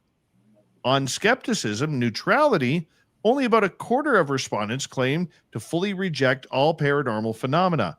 The rest either believed or sat on the fence about at least one phenomena. Demographic and the attitude trends, women were more likely to express belief in ghosts and psychics. Young adults, 19 to 29, were in this survey slightly less likely to believe than those in older age groups. I thought, it's funny. I thought the Bigfoot belief would be higher in British Columbia. I thought it would be higher in the younger demographic. That really surprises me. That's the only thing that surprises me. The alien thing doesn't surprise me. The ghost thing doesn't surprise me. The Bigfoot thing surprises me. I think there'd be a lot more belief up there. Because I've been willing to bet. Is it 6 out of 10 people believe in Bigfoot in the country? In the United States? Something like that, yeah. There's some kind of weird stat like that.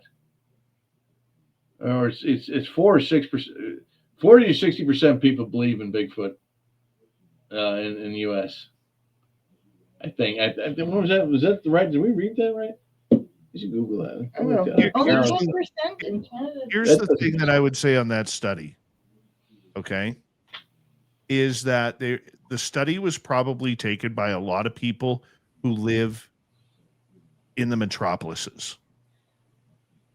Okay, the people who aren't getting out into the forest, who probably don't even live near a forest. Okay, that's the way I would look at it, knowing it's a Vancouver study at the University of British Columbia, which is the west end of Vancouver.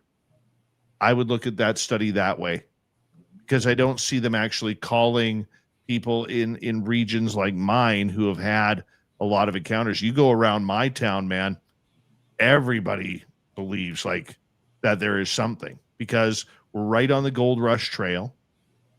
We are filled with UFOs in the skies that people see. And many people, I would say the lesser amount, have had cryptid encounters one way or another. They just don't want to admit it. I mean, yeah, because you're right. Because I think about population density, and then when they're doing the census, you're right. They're probably just getting people at census. But I bet you could skew that pretty easy if you talk to people. If they got half of them from rural and half of them from urban. About the same, 13%. Really, it's about the same. Okay, so it's about 13% here that believe in Bigfoot.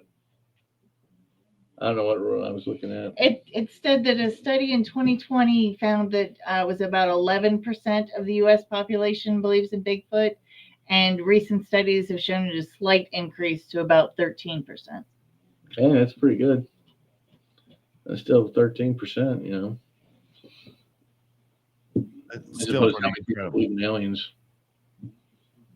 It really is still incredible. The good news about tonight is we have you guys for a third hour. You guys will also be filling in for Robin Haynes tonight, who had a family emergency, so she cannot make it on the show tonight. But we're going to continue the fun with the Cryptid Gee and the Cryptid Girlette. Yes, we have Christina, and we have Christian MacLeod hanging on out with us right now on Spaced Out Radio. When we return from the break, Swamp Dweller will kick things off. We'll We'll get into some more paranormal hotspot topics when we return on Spaced Out Radio. You're listening to Spaced Out Radio with your host, Dave Scott.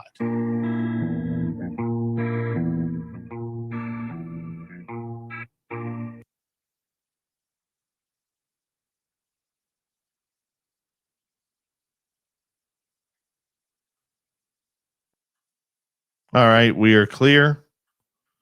And let me just unmute you. I'm going to take a quick break, and then we'll be right back. I'm just going to put you in the green room, okay? No problem. Okay. All right. You're back.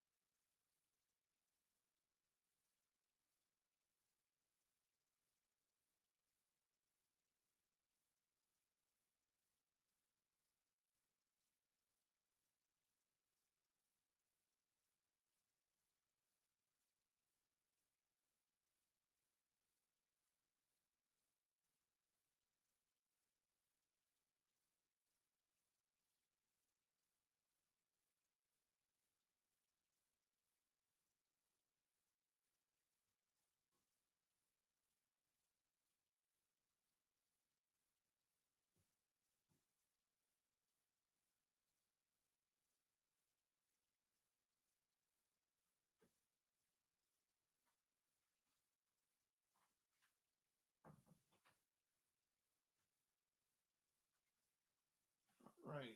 We got about minute 45 to go here. Are we? There we are. We're not being recorded right now, are we? Yeah, we are. Okay. We're always recorded. Okay.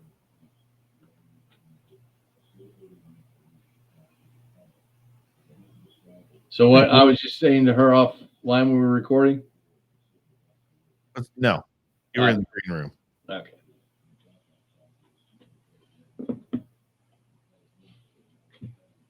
We got just about a minute to go. Okie doke.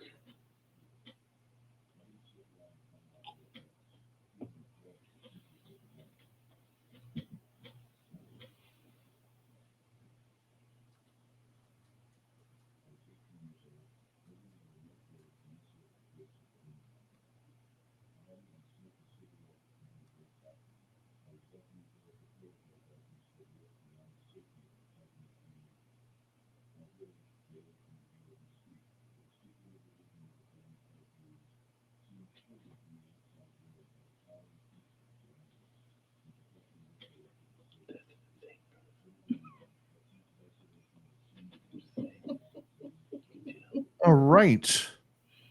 We got 20 seconds. Thank you to T-Bone for gifting 2 memberships and our lone super chat of the night. We greatly appreciate you, T-Bone, for doing that. You can now get your Cryptids WTF t-shirt on spacedoutradio.com/shop. Yeah, you can look like Christian MacLeod too. Here we go.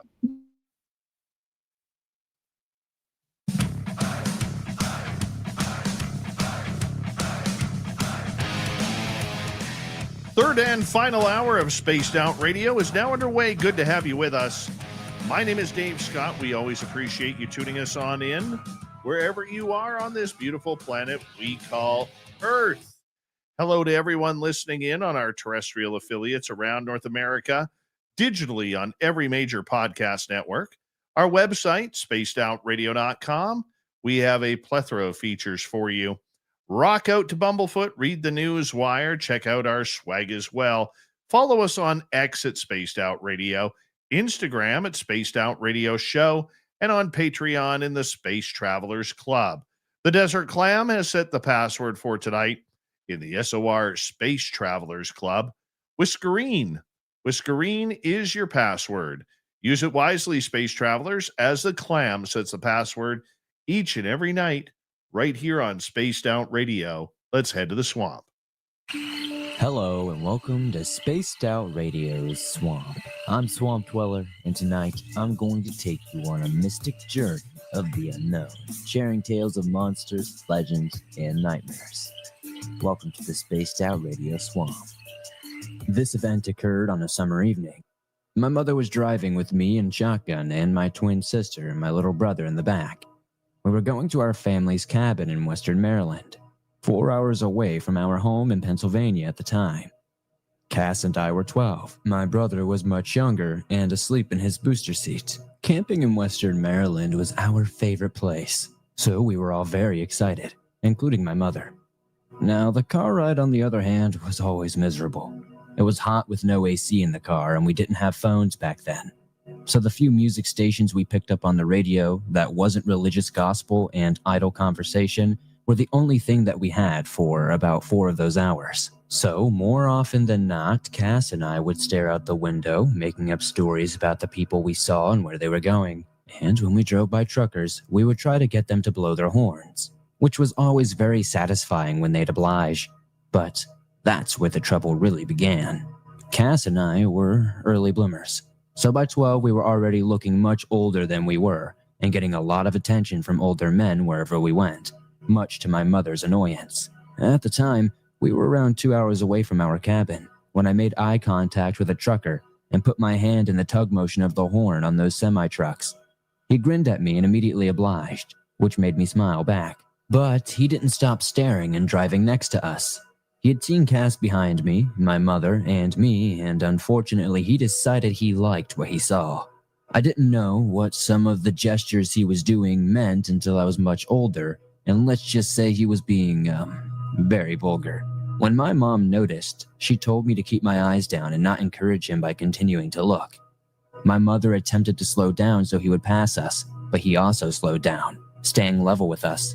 Finally, my mother sped up and forced herself in front of his semi-truck. He moved into the slow lane and sped up to meet with us again. This went back and forth. No matter what my mother did, he would be there next to us. There were so few cars on the highway with us that day that we couldn't just disappear from him. I glance over, and I can see that his seat is raised enough that I can see his shoulder moving up and down.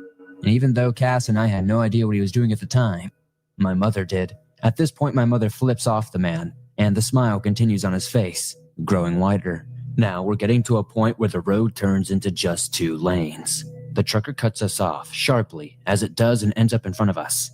We're in such a secluded area now that it would be a record if we even see more than 5 cars the entire way. The right lane is against the wall of this giant mountain, and to the left, beyond the safety railing, is a steep drop-off down the hill. The road is also getting more twisty as we got closer and closer to our destination, and it's also starting to get dark. The man is going slowly now and repeatedly swerves into the left lane as my mother tries to speed past him into the wrong road. My mother is getting angry and presses the gas hard. Now, with us in the wrong lane, he insists on pressing the gas too, trying to match our speed. We're midway past the truck when he begins veering into our lane, forcing us inches from the guardrail. Cass and I are screaming in terror, unable to control ourselves.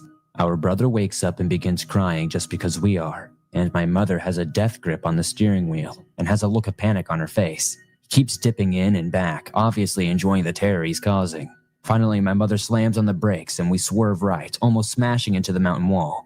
We stop then, angled towards the mountain. He doesn't stop and keeps moving forward. I can hear nothing but my heartbeat pounding in my ears. My mother is trembling and takes a deep breath. She doesn't look at us, but my mother struggles to look back up and get back on the road. I become terrified for a moment that even after avoiding being forced off the side of the cliff, we might end up falling backward anyway. After 3 attempts of backing up and pulling forward, we finally managed to pull back into the right lane, going no more than 30 miles per hour. I'm already prone to getting car sick, so I grab the plastic bag in my seat and I begin to puke my guts up from fear. My mother rolls down our windows and we drive in silence until we get to the last stop before our cabin, only about 45 minutes away. It's this little rural, run-down gas station, but it'll do. We clean up and I brush my teeth in the dim bathroom, and we leave, now in complete darkness. The police in that area are notoriously unhelpful, so we don't even bother. Not to mention that cell reception is unheard of. We drive in silence the rest of the way there. When we finally get in that night, Cass and I try to talk about it, but my mom shuts it down immediately. She tells us that she was used to men being creepy like that to her, and that it had nothing to do with us, snapping that there's no reason a grown man would be looking at us like that. Anyways, she builds a campfire for herself and gets super stoned, making us go to bed as she calms down outside. Anyway, I'm just glad that we didn't die by being forced off the side of that mountain or even being smashed into the side of that hill that evening. Even though very few cars drove in that area, we were lucky that someone didn't whip around one of those curves and smash into us while we were stuck in the wrong lane. To this day, Cass and I have major anxiety about driving, and even just being near semi-trucks sets us both into an overwhelming panic. After that evening, no matter how boring the trip is to us or to you, definitely don't mess with truckers. Thank you so much, Swamp Dweller, for another creepy story. If you want more just like that, head on over to YouTube, type in Swamp Dweller, hit subscribe, ring that bell. You got thousands of stories just like that for you to choose from. Now, we're going to continue on with from American Cryptid and Paranormal Society. We have Christian MacLeod. We have Christina. And they are based out of Asheville, North Carolina, hanging out with us. Normally, we go to Robin Haynes at this time, but due to a family issue, she cannot make it tonight. So we want to wish her the best and welcome back, Christina. Welcome back, Christian, the Cryptid Gee. How are you doing? Thank you. Thank you. It's always a pleasure to be back. We always like it when you're here. Yeah, I know. We do. We do. Next topic that I wanted to get into that was popular in 2025 was the fact of voices in the woods. From Canada to Sweden to Brazil and the United States and all over the world, hikers and nature lovers were reportedly hearing voices calling their names, sounds of children in remote forests, human sounds like whistles, Some people believe these were paranormal entities or mimicking cryptids like Wendigo or flesh gates or skinwalkers. This topic became very popular on TikTok and YouTube, pushing these encounters into their mainstream fear culture. What's your thoughts on this, Christian? I don't have good thoughts about this stuff. I've heard my name called out in the woods, and my real name's Christian, and most of my friends call me Mac or Chris. And when we were in the woods, I specifically heard a woman's voice yelling Christian. It sounded like my mother, and that freaked me out. That was a couple of years ago. It's funny. I was actually just reading a story about this recently in North Carolina. A park ranger in, I think it was Pisgah. Yeah. In Pisgah Park, he was doing like a couple of days out, making sure the trails and everything were clear, and he started hearing his name being called. And one of the unwritten rules in Appalachia is if you hear your name called, you turn around and leave. It's like whistling in the woods. Don't do it. You're just going to track certain stuff. Appalachia is a very strange place. There's like a list of rules you should follow. And one of them is if you hear your name, don't go to it. Don't go looking for it. But when you hear it from like coming from your mother or something like that, it sounds, I don't know how to explain it, but it's like, it's almost hypnotic. Anyway, this ranger was following this thing, and he almost walked off part of a cliff. Like there was a fallout from the last storm, and he didn't know it was there, and he just kept walking towards it. And had he not stopped, he would have fallen off the cliff. But he kept hearing his mother call his name. In Native American folklore in this area, if you hear your name being called, turn around, walk away, because chances are it's either a Sukaloo or a skinwalker. And I don't know about you. I just don't feel like running into a skinwalker. I'm just not. I'm fine. I don't need that. Tell us a situation about when you heard your name called. What happened there? We were we were scouting out an area. We were trying to get something done with the Discovery Channel, and they had us checking some areas. And I was with my buddy Tiny. We were maybe 3 or 4 miles in, and I just heard my mom's voice saying, "Christian, Christian," and Tiny didn't hear it. And I was like, what? I was kind of real shocked to hear it. And then I heard it again, and I started trying to follow it. And then Tiny's like, "What are you doing?" I said, "I hear my mom's voice." She goes, "Let's go. We need to leave." But it was like that point where I wasn't 100% in control of my facilities. Like I was just, that inborn instinct is when you hear your mom, you just go. You know what I'm saying? It's a visceral response. Yeah. It's something that creates a total physical response. It's like your body responds before your brain can tell you, I'm not supposed to do that. Yeah, because it was just, and I was hearing it in my head, and I also heard it all. I mean, it was just, I don't know how to explain it, but it creeped me out. Like that creeped me out for a couple of weeks. And Tiny, thank God for Tiny, because Tiny's just, he just grabbed me and said, "We're leaving." And it's kind of hard to argue with someone that's 7 foot 500 pounds, looks like a pro wrestler. So he just basically picked me up and turned me the other way, and we started walking back to the cars. But that's happened to me personally, and I have talked to other people that have had that happen to them, and it never ends well. A lot of people think that if you do that in the Northwest, that's the Pukwudgie doing that, and they're trying to distract you, get you off, so they can either kill you or do harm to you. But I've never spoken to anyone where that ever comes out good.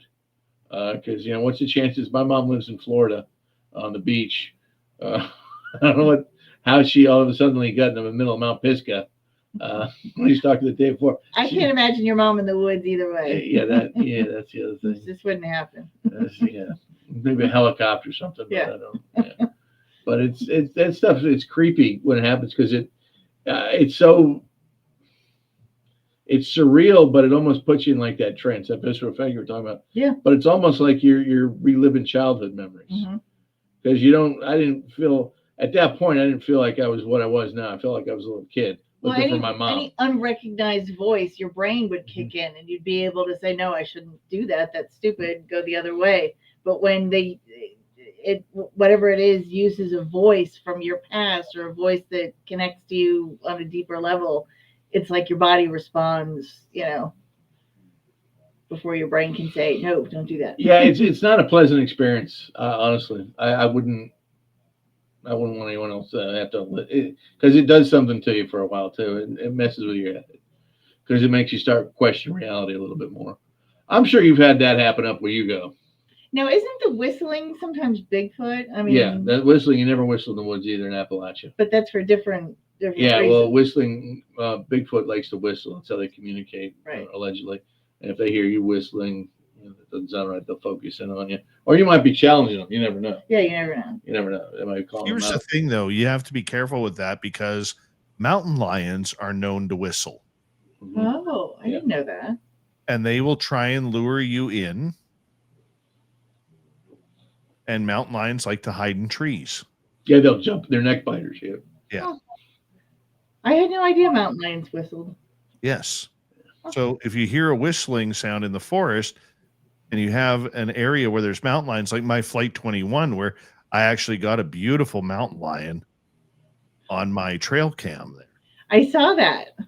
And it is something that is, something you have to watch out for is the mountain lions. Mm. But, I actually had reports that Dogman and Bigfoot will imitate, almost perfectly mimic your voice. I mean, how many stories have you heard where, a guy comes home and he hears his dog's name being called out in the middle of the woods? It sounds like his voice. Mm-hmm. I don't know how many times I've taken that report. I had a guy tell me he lost, what are those hunting dogs? The blue nose. I don't have, I'm not a big hunting dog. I don't know a whole lot about hunting, but this guy had 5 or 6 very, very expensive hunting dogs. I think they're blue nose, blue tip, something like that, but they're very, very expensive, beautiful dogs. And he came home one night and he heard his voice calling his dogs out. And had he not been there and told them all to come back, he said they were blue tick. Yes, thank you, Paramarv. Blue tick. Blue tick. Had he not been there and heard that, well, one, he wouldn't have believed it. Two, he thinks his dogs would have been eaten because they were having some pretty big issues out there. Grain was disappearing from the barn, stuff like that, But he's pretty sure he was having a Bigfoot issue, and I'm willing to bet he was too, because nothing else will mimic that. I just think they have that extra vocal cord or that extra ability vocally where they can mimic stuff that we can't. It's just very, very interesting. Look at all the folklore and the mythos and all the Native American folklore. It always talks about if you hear your name in the woods, you hear whistling, just turn around and walk away. So that's if Native Americans say to walk away from something, guess what? Walk away. Yes, agreed. Now I do have to say something, because while you were speaking, all of a sudden my studio has been flooded with like a candy smell. You're welcome. Like a fruity candy smell. I have this power. No, I can't figure out where it's coming from. It's coming from me. Yeah, absolutely weird. I love it when weird stuff I hope happens. that's not a sign of a stroke, Dave. I hope not either. Yeah, no. That's not how I want you to go out, man. No. It's gone now. Yeah. The smell is gone now. I take it back. No smell for you. Getting back to the topic at hand with voices in the woods. Okay. I know with us at Flight 21, we had it happen this year. With the voices were not calling mine or Tim's name, but they were saying, "Help me, I'm over here.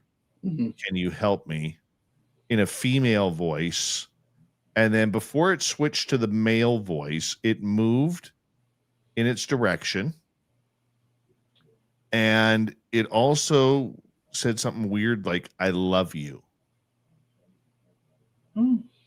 And then all of a sudden after the "I love you," the male voice came out. "Help us.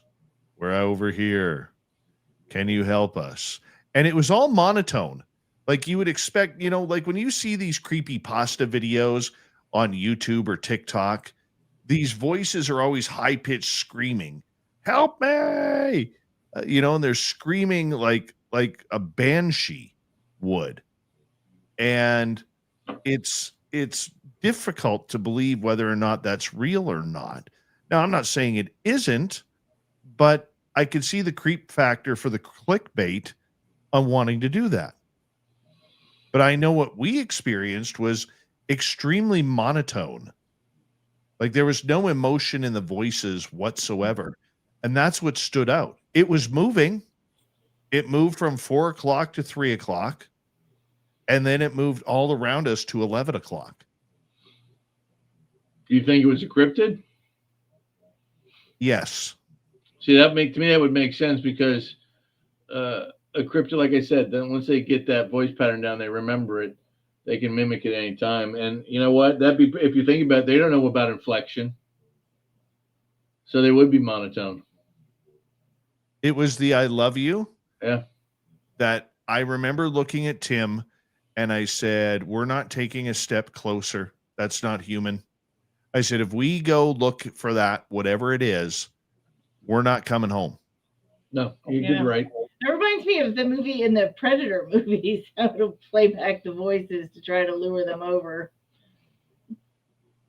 Yeah, it was. How time feels about Predator. Oh, yeah. No. It was incredibly creepy. Let's get to an audience question here. We got about 3 minutes to go. Let's go to T-Bone. Christian, have you ever heard of the Yule Lads? No, sir. Did it go by another name? I'm looking that up. What are the Yule Lads? Wait, is that the Irish singing? The Irish singers? The Irish? No. So the Yule Lads are one of Iceland's most beloved and strangest holiday traditions. They're a group of 13 mischievous troll brothers who visit children one by one during the 13 nights leading up to Christmas. Each lad, has a unique personality, a bizarre habit, and a hilarious nickname that describes exactly what he does. So the Yule Lads came from Iceland, obviously. They're folklore. Originally scary creatures, part trolls, but over time has been, dampened down a little bit to be kind of like what Santa Claus is, kind of like version of Santa Claus helpers. Each lad comes down from the mountains on a specific night, leaves small gifts or rotten potatoes for the naughty kids, and then departs after 13 days. Their wonderful weird names and quirks are this. Sheepcoat Claude harasses sheep. Gully Gawk hides in the gullies and steals milk. Stubby is a short guy who steals food from pans. Spoon Licker licks wooden spoons. Pot Scraper steals leftovers from pots. Bowl Licker hides under beds and steals bowls of food. Door Slammer slams doors all night. Skyer Gobbler eats all of your yogurt like Skyer. Sausage Swiper obviously swipes the sausages. Window Peeper creeps around looking through windows. So in other words, Christian MacLeod. Door Sniffer has a giant nose and sniffs out baked goods. Meat Hook uses a hook to steal meat. And Candle Stealer steals candles back when they were valuable treats. Now, in modern tradition, Icelandic kids put a shoe in their window each night. If they're good, a Yule Lad leaves a candy or a small gift. If they're bad, a rotten potato.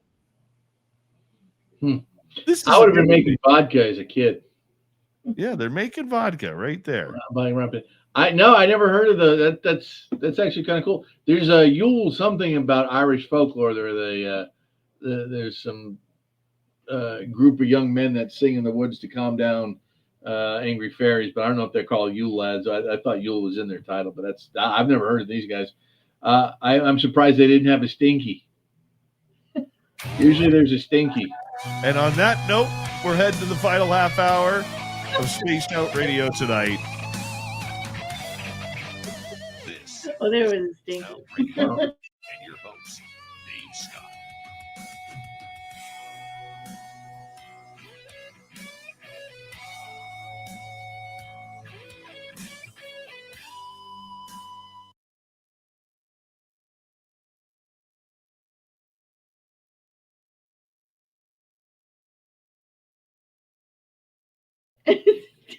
T-Bone, that was an amazing question. Stinky.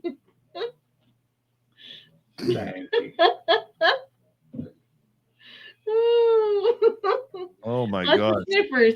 Lots of sniffers there. going on. Another one? Yeah, please. Mm-hmm. Lots of sniffers. That was awesome. Sniffing.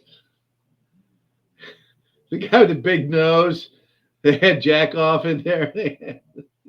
Oh my gosh. Crush. T-Bone, you get another one. Another tip of the cap for that one. Here you go, T-Bone. That's for you, There's buddy. two. There's two for you. Oh, very. Oh, now I got to give a second one. There you go. Why you gotta make me look bad, man? It's T-Bone. Well, you just made me look bad by Yeah, double. it's T-Bone, man. I'm just saying it's T-Bone.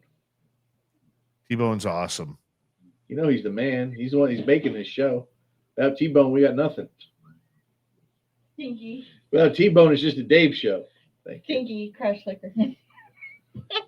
This is Stinky. Stinky. Stinky's one of the 12 lads. Christina, would you like to tip your cap at T-Bone for that one? Oh yeah, give your hat tip.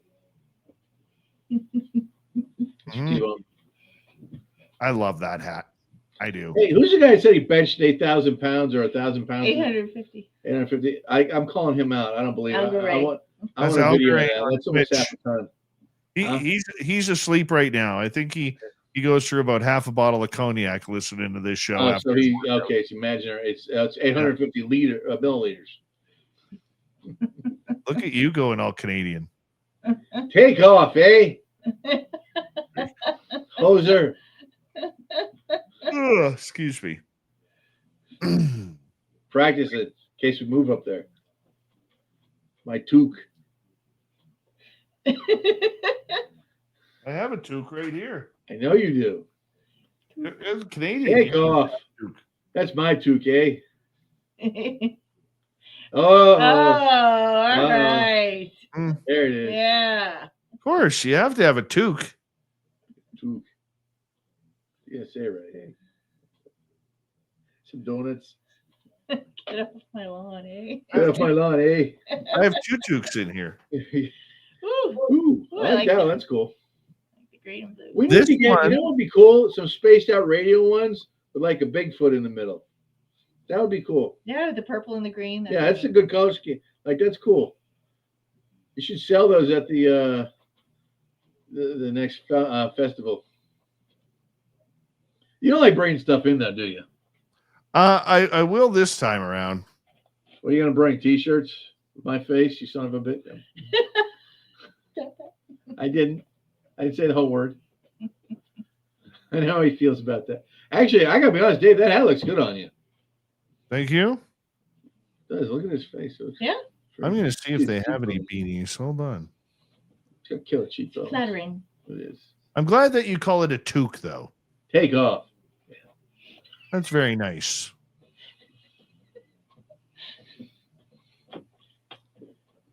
Oh, they do. They do.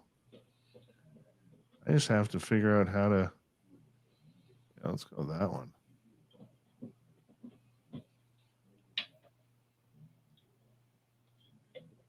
See what we can design in this.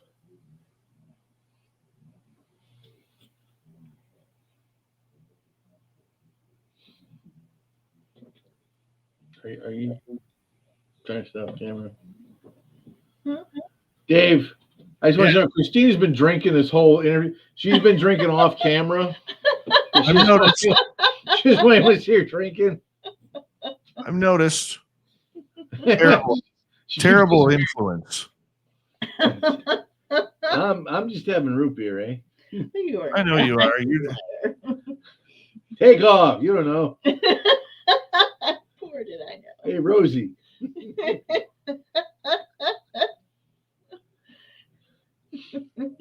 Okay. Now I'm going to watch Strange Brew. Yeah. One of my favorite movies, top 5 favorite movies of all time, Strange Brew, the McKenzie brothers. When they're van, did you ever see that movie? Oh, of course I did, man. When they sink, when they fan sinks, and they got all those beer bottles. Oh, yeah. In there. I love that movie. All right, guys, we'll come back in 20 seconds. Thank you to T-Bone, Lone Super Chatter, Double Gifter.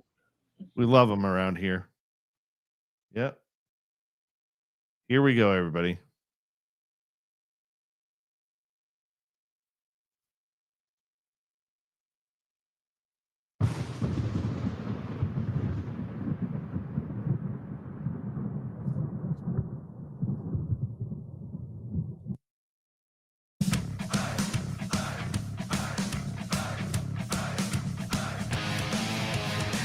Here we go with the final half hour of Spaced Out Radio. My name is Dave Scott. Thank you very much for tuning us in, as we love hanging out with you each and every night, bringing you the weird stories. We're going to continue with Christian MacLeod and the encounters. We're going to have some fun with him and his partner Christina here, as we do once a month on this show. Hey, we want to remind all of you that if you miss portions of this show or others, our archives are always free on YouTube or any major podcast network. Our website, spacedoutradio.com. We have a plethora of features for you. Rock out to Bumblefoot, read the news wire, check out our swag as well. Follow us on X at Spaced Out Radio, Instagram at Spaced Out Radio Show, and on Patreon in the Space Travelers Club. Here we go. Christina and Christian from A.C.A.P.S, American Cryptid and Paranormal Society, hanging out with us. Another strange incident in 2025 actually took real estate by a little bit shocking. All right. Why? Well, apparently, more and more real estate agents and their potential clients were dealing with a surge of poltergeist activity. Objects moving, apparitions walking through houses, shadow person sightings. Real estate agents even discussed whether sellers should legally disclose whether or not paranormal activity happens in a house. It actually became a very big news cycle during a couple of weeks this year in the United States. What's your thoughts on this? That is a good question, because I'm in a state where you don't have to disclose paranormal activity in a house. I'm from New England originally, and back home, you have to disclose paranormal activity as a realtor. I know it sounds corny, but in Maine, you have to tell people if the place is haunted or there's been paranormal activity. I'm not sure what other states have that in. I think it's pretty much just in New England and New Jersey. I'm pretty sure it's in New Jersey too, but that's your best hat, Dave. But you know what? Here's my thing. I believe in the paranormal. And if the house is priced right, and even if I have to have the house exercised, it depends on how much money I'm going to get out of it. So it depends on how bad the situation is. But I do my research. So, if they were having demonic ceremonies up there, I'm out. And I will tell you this right now. There are places in Asheville where that has happened. And then because they didn't have to disclose it, people find out later and they have hissy fits. And I don't blame them. I'd want to know, but I honestly think it should be it's buyer beware, of course. But I think people need to know what happened there, especially if it's a violent death or an unnatural death, or basically someone got axe murdered. I don't want to know. What about you? Wouldn't you want to know? I would want to know. I've asked every time I've bought a house. I've asked how haunted it is. Do they tell you the truth, or they just laugh? No, the realtors around here have actually been really cool about it. Like when I bought my house, I asked, "How old's the house? Is it haunted?" Yes, that's a valid question. Yeah. And I also asked, "Has anybody died in here?" Google what states. Right. I think it's a pretty fair question to ask. Well, it is a fair question to ask, because a lot of people don't realize, like in New England, you know, I think the average house is about 150 years old. You know, where I'm from in Maine, the house I grew up in, the foundation was originally like 1640. I mean, that's old. So you have no idea what happened there. Absolutely. You know? So, and I honestly believe, you know, I don't talk about this much, but the house I grew up in, it was totally haunted, completely haunted. And I actually think I had a relative get possessed on that property. I still believe that to this day. That's why I don't usually talk about that one. But the house I grew up in, when I say grew up, you know, I was probably from 4 to 13. Very paranormally active. We had a barn that just strange stuff would happen in there all the time. Like it was one of those places where I didn't mind going in there because I didn't have any. I don't know. I was just stupid. I didn't mind having any. I didn't mind going in there. But my dad, and my uncles would get creeped out going in there. But it was, you know, that's just the way things were back home. Yeah. There's only 4 states that you have to legally disclose whether a property is haunted when selling it: New York, New Jersey, Massachusetts, and Minnesota. Okay. Well, I think Maine used to be on that list, but it's probably not anymore. But think about that. Out of 50 states, you only have to declare 4. Only 4 of them will tell you. 4. It is kind of cool, though. It's really cool. Oh, yeah. I would totally buy a haunted house. Well, see, here's the thing. As long as there are no demonic activities, I don't care. That's the only thing I'm talking about. Do you think then that, well, let's rephrase that. For you, how would you explain to somebody to find out whether or not a house they are interested in is haunted?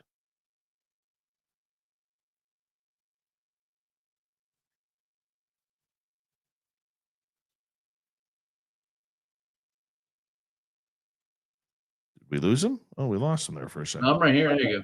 Oh, there you go. We got put in the green room. Camera went out. I don't know what Weird. happened Weird. Okay, so the question again is, how would you explain to someone who's, say, looking for a house to find out whether or not it's haunted? What would be your go-to? I'd say, listen, you get free historic activity in this particular dwelling. I mean, most places have some kind of paranormal activity if they're over a certain age.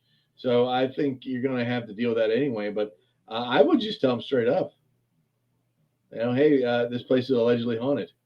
But if a state doesn't require you to disclose it, how would you advise someone to figure it out? I'd tell them. No, I mean, if you don't know, somebody. Oh, if you don't know, it's not your house. It's you somebody else's you house. have to do the history on the property.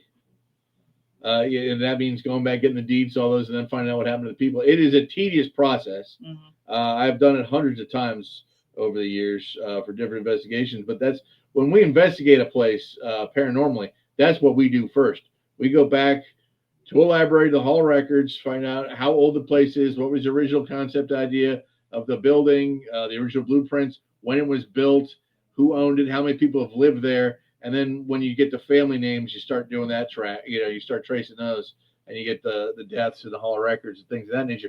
But it's a research project, man. Every place we've ever give 100%, to look into a place, it's research, man. And that's what I suggest. If you're going to do that, or if you're going to buy anything, you should be researching it anyway. But that's the number one thing I would suggest. And if you're not happy with it, you know, get the place blessed. That's and if that can't do it, then you don't need to buy it. Well, I think too that people like the idea of buying a haunted house, but they don't understand the danger.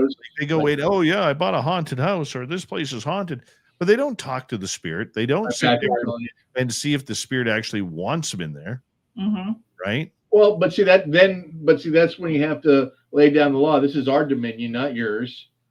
You know, you had the property for X amount of years. Whether you choose to stay here or not, it's up to you. But you're not going to interfere in my life in a negative way whatsoever. And as long as you understand that, you can stay. If there's a problem with you, then, you know, you command them to leave. That's your obligation. That's your right as a human being and the owner of the property. You know, we have dominion. This is our dominion. We own this dominion. This is ours. We have control over it. They had their shot. Whether or not they blew it or they just didn't want to leave, that's up to them. But if you believe in that and you just realize that this is our dominion and we have total control over it, and if that doesn't work, you know, bring in Jesus. It's one of these things where it can be dealt with. But I think if they want to stay, they can stay as long as they're peaceful and they don't interfere. But I think sometimes they just get out of hand, and you have to have them basically exercised. Well, that's assuming that it's hostile. I mean, wouldn't you want to start out from a respectful point of view and say, you know, yeah, that's hey, what I would say. People, we could share the space if you can be cool. But yeah, but that's what you tell them. But they need to understand that this is yours. You know, you're in charge. You're going to make the shots. That's it. They don't like it, they can leave. That's all you have to do. A lot of people are not ready for that, though. Well, see, a lot of people don't. But Dave, people don't believe. People don't believe in the paranormal, you know, or they see it as a joke or a goof. Oh yeah, you know, I can't tell you how many times I get, you know, people, you know, make fun of the ghost tours or just make fun of the paranormal and all this other stuff until they need you. Yeah, it's like being a cop. You know, you're a joke until you're needed. You know, I'm not saying the police are a joke, but I'm just saying, you know, a lot of people act like that. So it's one of these things where people, you know, where we go to church, I've had people, you know, I've got the cryptid guy, you know, signs on my car, and you know, you can tell my car is, you know, it's the Subaru's decked out, man. It's got fog, you know, we got lights, CB antennas, BH. I mean, we got all kinds of camera equipment recording in there. It's designed, you know, its basic purpose is a recording facility, and that's what it does. And we just take it different places to record, or we'll do, you know, sound blasting or things like that. But it's the car. I've designed it for that. Now I drive it every day. No, you know, we've got her Toyota, but it's one of these things where, you know, I take my car out, people know it's something different. But I've taken it to church, and I've had people walk up to me and say something, and then, you know, 2 days later they're calling me. You know, usually they hit you. It's kind of a joke. They're trying to mocking you at first, and then, oh, hey, this happened to us. What do you think this is? Or can you come out and look at this? And I always do, you know. And again, I've said again, we don't charge, but we always go out and help if we can, because that's why God put us here, to help people, help each other. And I think. I want to get to some more. Their device keeps disconnecting. Very weird. Very weird. They'll be back on. There we go. The ghost of your house. Your microphone's now disconnected. Okay, you got to get that figured out. Yeah, I don't know, while we're waiting for the cryptid genie to get back into action here, I don't know if I would want to move into a house that has poltergeist activity. That seems kind of creepy. A haunted house, sure. There's spirits in my house. I know that. I know they're there. But it is something that I am just very unsure of about poltergeist activity. Because there is a big difference between the two. There very much is a big difference between the two. And so all of a sudden having to deal with, you know, things, you know, pots and pans being thrown across the kitchen, or all of a sudden, you know, your bathroom is all mixed up, you know, or worst case scenario in your man cave, somebody puts up soccer stuff. That would be horrible. Absolutely horrible. You know, but on a serious note, it would be absolutely creepy all of a sudden to have that happening. We really don't know what would cause that. And do you want to bring, especially if you have a family, do you want to bring them involved? Because especially if you have kids, that's what would worry me. Yeah, I was just going to say that. With children, you don't know how these spirits are going to react to toddlers. How many times have we heard stories where, you know, children get the worst of it? The closet's going crazy, weird looking, ugly, scary spirits or ghosts being seen in their bedrooms, monsters under their beds making noises. I mean, it's nightmare stuff. And the thing that scares me the most would be like demonic possession. You get a kid, how's a kid going to fight that off? That's what would scare me the most. And like I said, I have personal experience with that, and I still think I had a relative get possessed at the house I grew up in when I was a kid, and that's just something that you don't forget. And once you see that particular pattern start, you know exactly what it is. I would not, if it's a demonic infested place, I wouldn't touch it. I don't care. You're never going to get that clean. It's just always going to be some kind of issue. It's either going to be in the house or on the property or there's always something that's going to be with it. That's why they used to turn that's why when the church would take over a demonic possessed place, it would become a monastery or something to that effect. So, I mean, it was always sealed up. But it's one of these things where, property these days, one, it's so expensive, and two, a lot of people don't do their due diligence on the research. You know what I mean? And I think if they do that, then, they'll be better off. Like, you're a smart guy. You went and asked your realtor, hey, is this place on? They're probably honest with you, Dave. They're going to say, I don't know, or yes. But I don't think a lot of people, if they don't have to do that due diligence, they're not going to. Realtors, they're in there to sell a house and make money, So they don't care if something's happened. Let's burn through some audience questions. Jose is asking, why do dogmen often have red eyes and not some other color like blue? All right. Well, I'm glad you answered. I think it's the way they reflect the light. Now, I will tell you this right now. About 5 years ago, anytime you got a dogman report, there was a specific color of eyes you were looking for. It wasn't gold, it wasn't yellow, it wasn't red. It was actually blue. If someone said their eye shine was reflecting blue, you actually had someone that had a real dogman xenocephaly encounter. I think all these other red eyes and all this other stuff, this nonsense, it might be reflections off of light, but every real dogman I've ever taken, every report I've ever taken, every investigation I've ever done, it's always been blue. I don't know where these golden eyes, I think that's all just horror fiction. I think it's all just stories.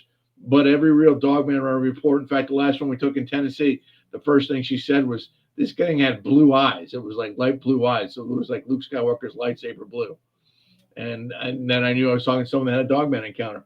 But we were dealing with that about 5 years ago. And if they didn't answer the right question, and that's where you get things from, like some of the older podcasters. Kumbo and I used to talk about that all the time. I'd call Kumbo and I'm like, listen, this guy told me this, this, and this. The first thing he'd say is, what color was the eye shine? And I'd say, well, she said it was blue. And he goes, well, you got something there. He goes, because if it's, I think sometimes they might reflect a color different, flashlight color or lumen, the lights that come off the LEDs. I think they reflect those differently because that's a different kind of color. But if you have something with red eyes that seems to be glowing, again, that would be demonic in nature. There's nothing in nature that has glowing red eyes, especially if they're self-illuminating. That's demonic in nature. Anything else that you hear as far as a dogman or xenocephaly, if it doesn't have blue eyes, it's probably a mistaken identity or they're janking your chain. But if it's not eye shine, if it's in actual daylight, I saw amber eyes. Yeah, that's in the daylight. That's daylight. I'm talking about nighttime. They glow, but they're not. There's not. Shine. They're not glowing. They're not self-illuminated. Have you heard of Dogman in Southeast? Many times. Yes. Oh, let me finish. I still got a radio side to do here, guys. Jose is asking again. Have you heard if Dogman is in Southeast Florida? Yes. Yes, definitely. I think he's saturated in Florida. We're from Central Florida. We lived in Central Florida for years. And when Christine was a little girl, she used to see Dogman all the time. Of course, now she was near the water and kind of like a swamp. I don't know, it's an estuary. She was kind of in an estuary area, and she see him there. But there was reports, the Palmetto Wolfman. I mean, all that stuff for years and years and In years. Mayaca? In Mayaca, Oh, yeah. it's in Mayaca. In fact, I have pictures of Dogman nests in Mayaca from a couple of years ago. They're on the website. But definitely, Florida's a hot spot for them. Total hot spot. Let's move on to another question because we got about 2 minutes. Let's go next to Paramarv. Ever heard of strange activities from PARI out near Asheville? I don't know what PARI is. I don't know what that is either. Asheville has all kinds of weird. I mean, Asheville's incredibly paranormally active. I mean, Asheville's built on the largest bed of feldspar quartz on the planet. So if you believe in the paranormal, feldspar quartz is basically a battery for the paranormal, and it's just built on a huge deposit of that. The Cherokee Nation have been there for either 30 or 40,000 years. We can't figure out how long it's been, but we're talking almost after Ice Age. So you throw that and all the death and all the other things that have happened in this general area, especially Asheville, it would not surprise me. I mean, I'm telling you right now, there's plenty of paranormal activity. I'm just not sure what PARI means. Me either. Let's go to another one here. Let's go to both. Oh, Pisgah. Yes. I'm sorry. The Pisgah astronomical. Are you searching it? I have had a lot of cryptid reports in that particular area. Both T-Bone and K17 want to know about Krampus. Krampus, German folklore. He's basically the anti-Santa Claus. If you're a bad kid, in the old folklore, if you're a bad kid, he used to put you in a sack and steal you away and eat you. And if you're a bad kid today, I guess he just leaves you cold and he throw a beating on you if you're lucky. It was Scandinavian for some reason. It's German, yeah. Beautiful. Tell everybody where they can find your website. You guys, thank you. We can be found at cryptidguide.com or AmericanCryptidParanormal.com, and you can reach us at 1-800-329-4851. And if you can follow us on Twitter and Instagram, is it at Cryptid? At Cryptid Guy. At Cryptid Guy, or you just type in Cryptid Guy, it'll pop up. Yeah. We would appreciate if you subscribe and follow. We're trying to get our digital footprint a little bigger. We never really talked on that. Well, we appreciate you always on Spaced Out Radio as we say hello to Mr. Ron Bumblefoot Thal. Rocking in the background with Little Brother is Watching. Bumblefoot is the official music of Spaced Out Radio, rocking us in and out of every single show. Get your horns up for the guitar god himself. Special thanks to everybody listening in at work, at home, in your cars, wherever you may be. Thank you to everyone in our chat rooms tonight. YouTube, Twitch, LGAB, Facebook, Spreaker, LinkedIn, the Space Travelers Club, and on X at hashtag Spaced Out Radio.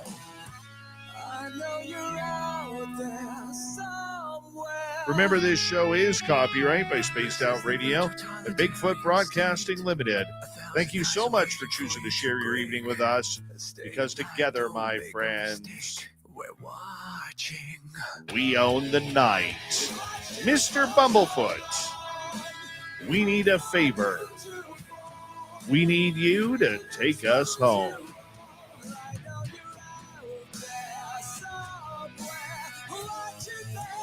Yes, the Woo train has docked for the night.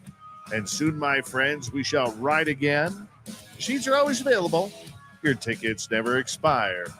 And if you want to bring a friend, we've got room for them too. Good night, everybody.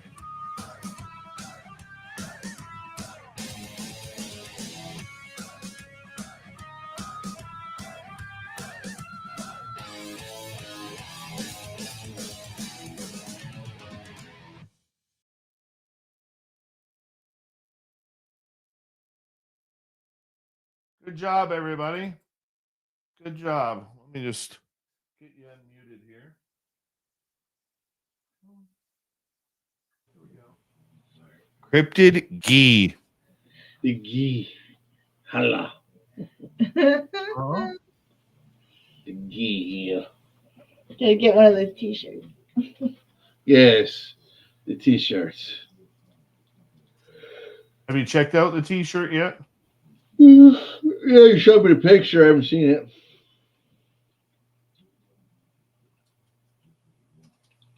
This thing. One of the stinky lads. The 13 stinks. Give me 2 seconds here.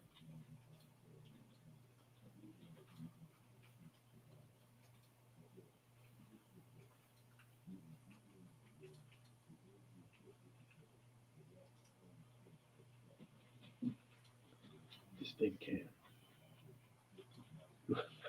Who knows how this thing?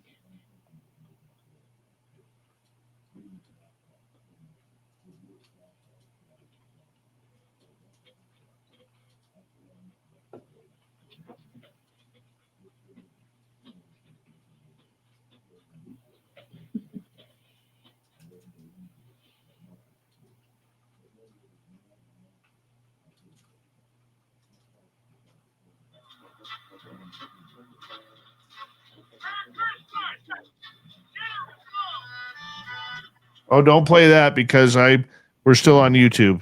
Oh, sorry, man. Oops.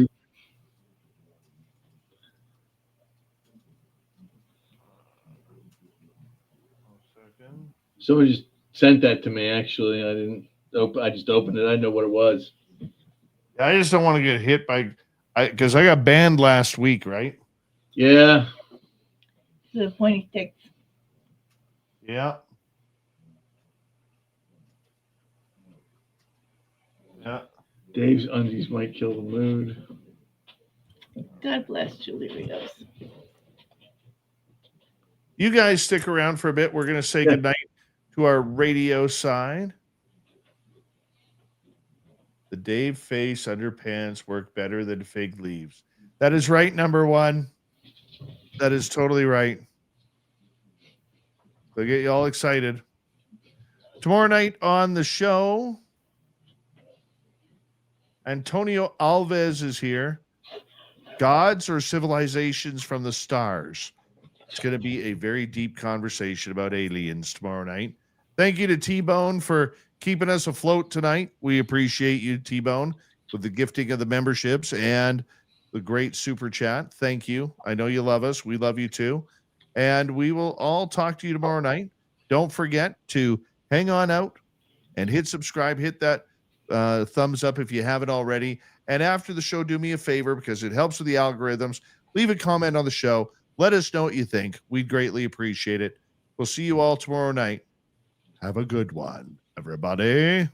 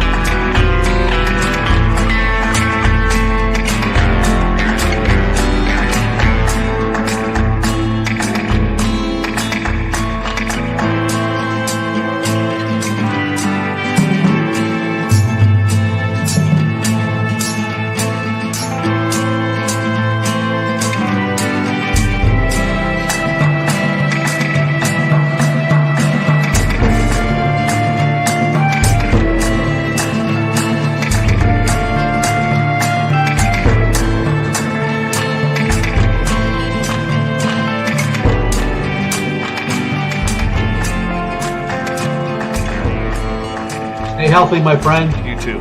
If you need bail money, give me a call. Always, Dad. Take care. You too.